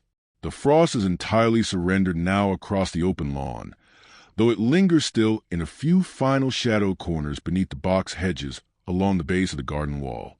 Small stubborn patches of white that will themselves disappear within the hour as the sun climbs fully clear of the trees and begins its own patient work of warming the whole visible world outside. The birds have reached their fullest morning chorus now, a rich layered sound of a dozen different calls overlapping.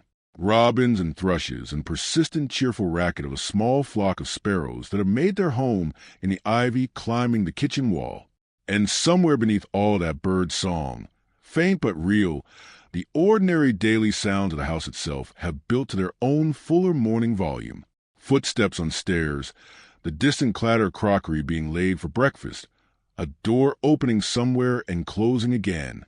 The whole household now genuinely fully awake and moving through its established morning rhythm with the same practiced ease it brings to every other part of its daily and nightly cycle.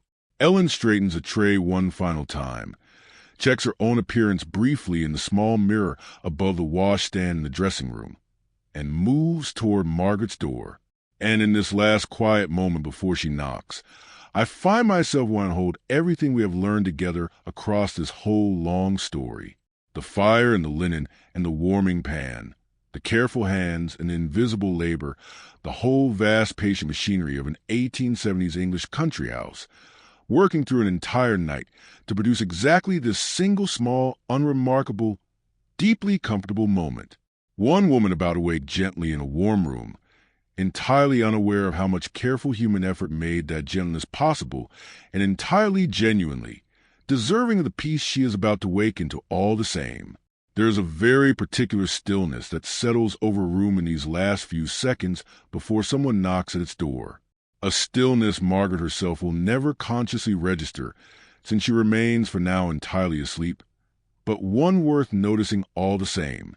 The whole elaborate night, finally converging toward its natural, gentle conclusion. The fire Sarah rebuilt hours ago burns steadily now, well established, filling the room with a warmth considerably more generous than the low-banked glow it held through the deepest hours of the night. The counterpane, rumpled from a full night's genuine rest, still holds its rich wine color in the strengthening light beginning to seep faintly around the curtain's edges.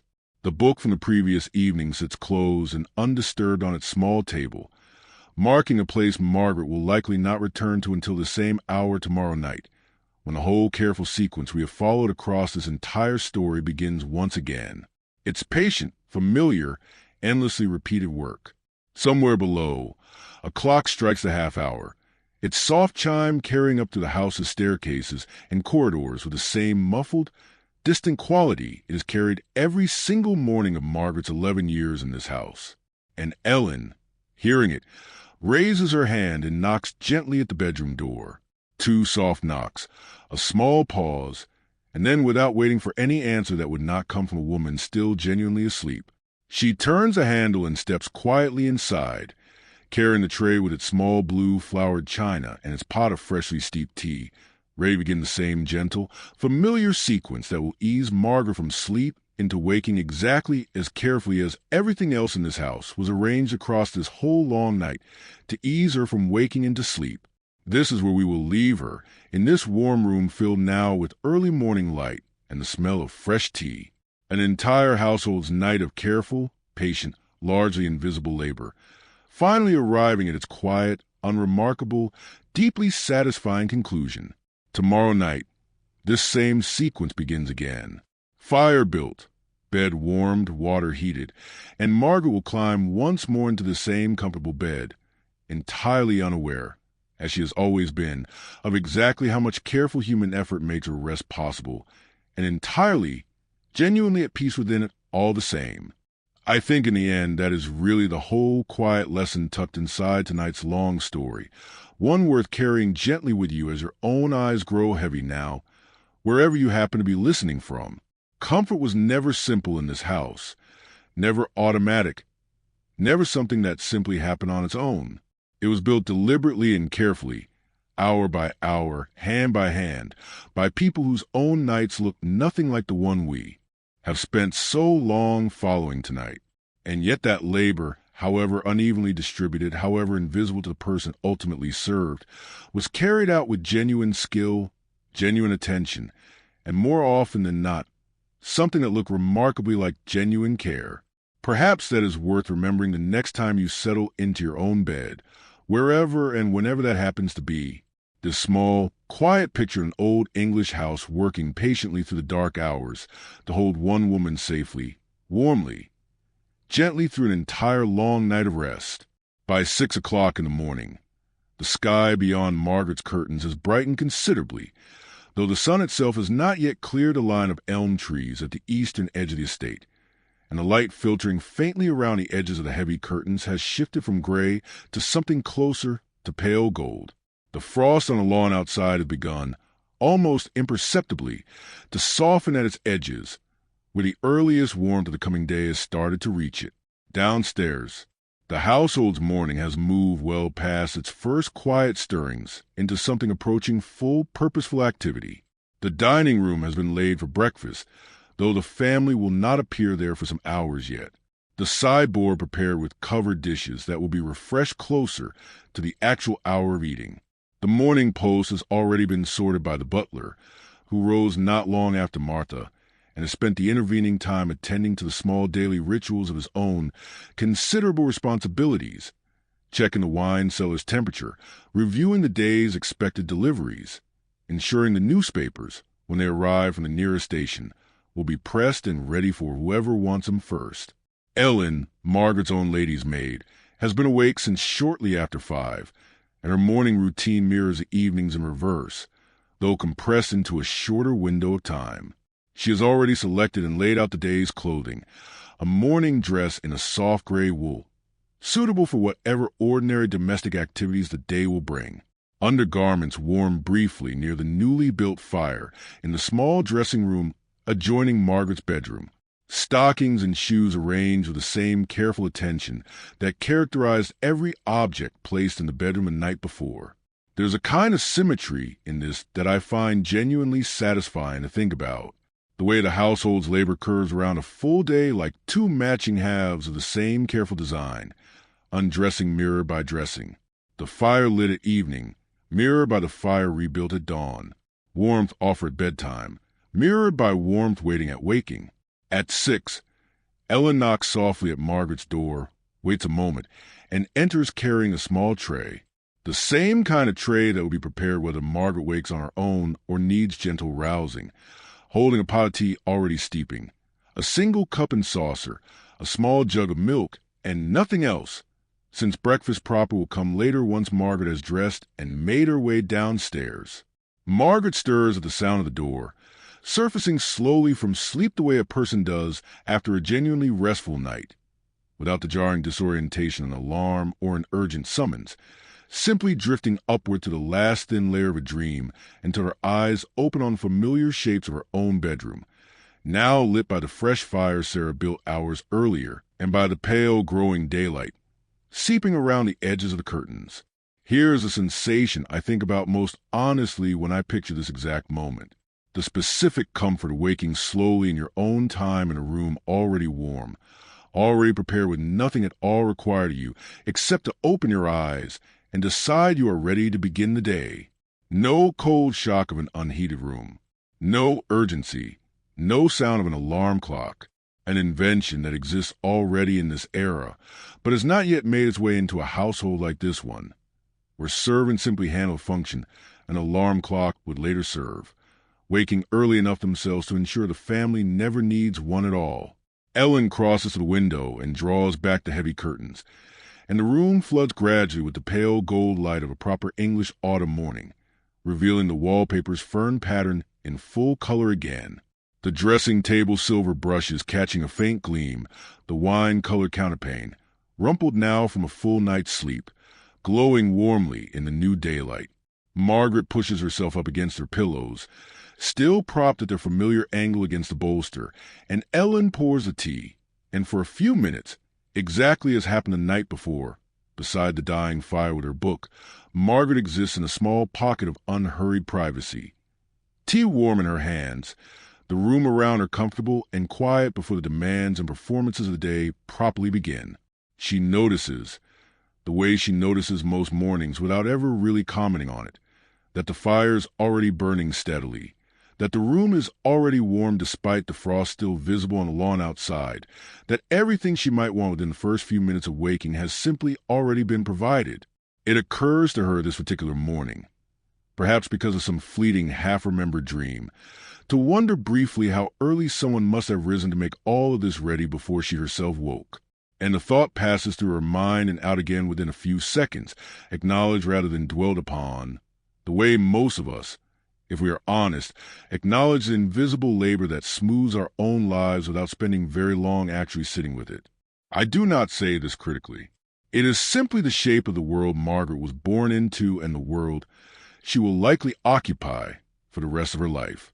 And there is no particular use in imagining she should feel constant guilt over the comfort she was raised to expect and has never known any alternative to. What I find more interesting, honestly, is the sheer scale of coordinated human effort required to produce something that from the inside feels as effortless. An entire household, a dozen or more people across several ranks and roles, spent the previous evening and the earliest hours of this morning working in careful, mostly silent coordination toward exactly one outcome, that Margaret would sleep warmly, wake gently, and never once need to think about how either of those things came to be true. Downstairs, by now, the smell of bacon and fresh bread has fully filled the kitchen and begun drifting up the back stairs toward the servants' quarters, where Sarah and Alice, their own morning tasks mostly complete for this particular stretch of the day, will soon sit down to their own breakfast plainer than what will eventually appear on Margaret's plate, but hearty enough, taken standing or seated at the long scrub table in the servants' hall. A brief pause in a day that began for them nearly 2 hours, before it began for the family they serve. The child in the nursery has woken to by now, cheerful in particular unguarded way young children often are first thing in the morning, and the nursery maid is already helping her dress for the day. Small buttons fastened by patient adult hands, hair brushed and tied with a fresh ribbon, breakfast of bread and milk waiting on a low table size for a child rather than an adult. Somewhere in all of this ordinary, repeated, unremarkable activity, an entire household has once again completed the full cycle it completes every single day of the year. Comfort dismantled at dawn and rebuilt by evening, only to be dismantled again the following morning, and rebuilt once more the evening after that. An endless, careful rhythm that most of the people benefiting from it will never once stop to fully see. Margaret finishes her tea, sets the cup back on its saucer, and swings her legs over the edge of bed, her bare feet finding the soft warmth of the carpet rather than cold bare floor. Because even this small detail, a good thick carpet extending generously beneath the bed, was chosen and installed years ago with exactly this moment in mind. Her slippers wait exactly where they waited the night before, and she slides her feet into them without needing to look down, a motion so familiar it requires no attention at all, and crosses toward the dressing table, where Ellen is already laying out the morning's first small necessities. The fire crackles pleasantly in the grate behind her. The last of the frost on the lawn outside is beginning to melt in the strengthening morning light, and somewhere below the enormous quiet machinery of the house, having spent all night and all the earliest hours of the morning building exactly this moment, this warm, unhurried, entirely comfortable beginning to Margaret's day, has already without pause turned its full attention toward building the next one. This is what a night of sleep actually was in a house like this one in England in the 1870s. Not simply the absence of wakefulness, not merely 8 hours spent unconscious in a bed. It was an entire structure built from coal and linen and feathers and firelight, and the quiet, coordinated labor of a dozen people whose own comfort rarely matched what they worked so carefully to provide for someone else. It was warmth created rather than found. It was softness accumulated across years of careful washing and turning and mending.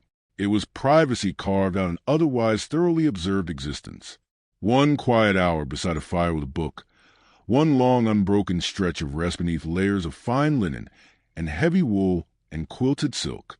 And somewhere in all of that, underneath the corsets and the calling cards and the elaborate rules of Victorian social life that we tend to remember most vividly when we picture this era, there was this bed, a fire, a warm jug of water waiting in the morning. A cup of tea brought quietly to a woman just opening her eyes to a new day. Small things really when you list them out like that. And yet somehow taken together, they added up to something that felt and still feels whenever I think carefully about it like one of the gentlest and most genuinely human parts of an era otherwise so often remembered for its formality and its distance. Margaret's day is only just beginning now out there, in the pale gold light of an October morning. And there will be letters to write and calls to receive and all the small formal architecture of her particular life to move through before the same room, the same bed waits for her again tonight. Warmed again, turned down again, ready again by hand, she will likely never think to thank, because she has never known a version of comfort that required her to notice them at all. That you listening now, wherever you are tonight, in whatever bed you have carried yourself into, I hope you noticed. I hope some small part of tonight's story stays with you as your own eyes grow heavy. This quiet picture of a house working through the dark hours to build warmth around a sleeping woman. Fire by fire, blanket by blanket, one careful hand after another, is something worth carrying into your own sleep in that image. I think the idea that comfort, wherever it comes from, however arrives, is always in some sense built, and that tonight, in your own bed, whatever hands built the comfort around you, whether your own or someone else's, you are allowed to simply receive it the way Margaret received hers, without guilt, without effort, without anything at all required you now, except to let your eyes close. Sleep well. I will see you again next time here in Sleepy Old World.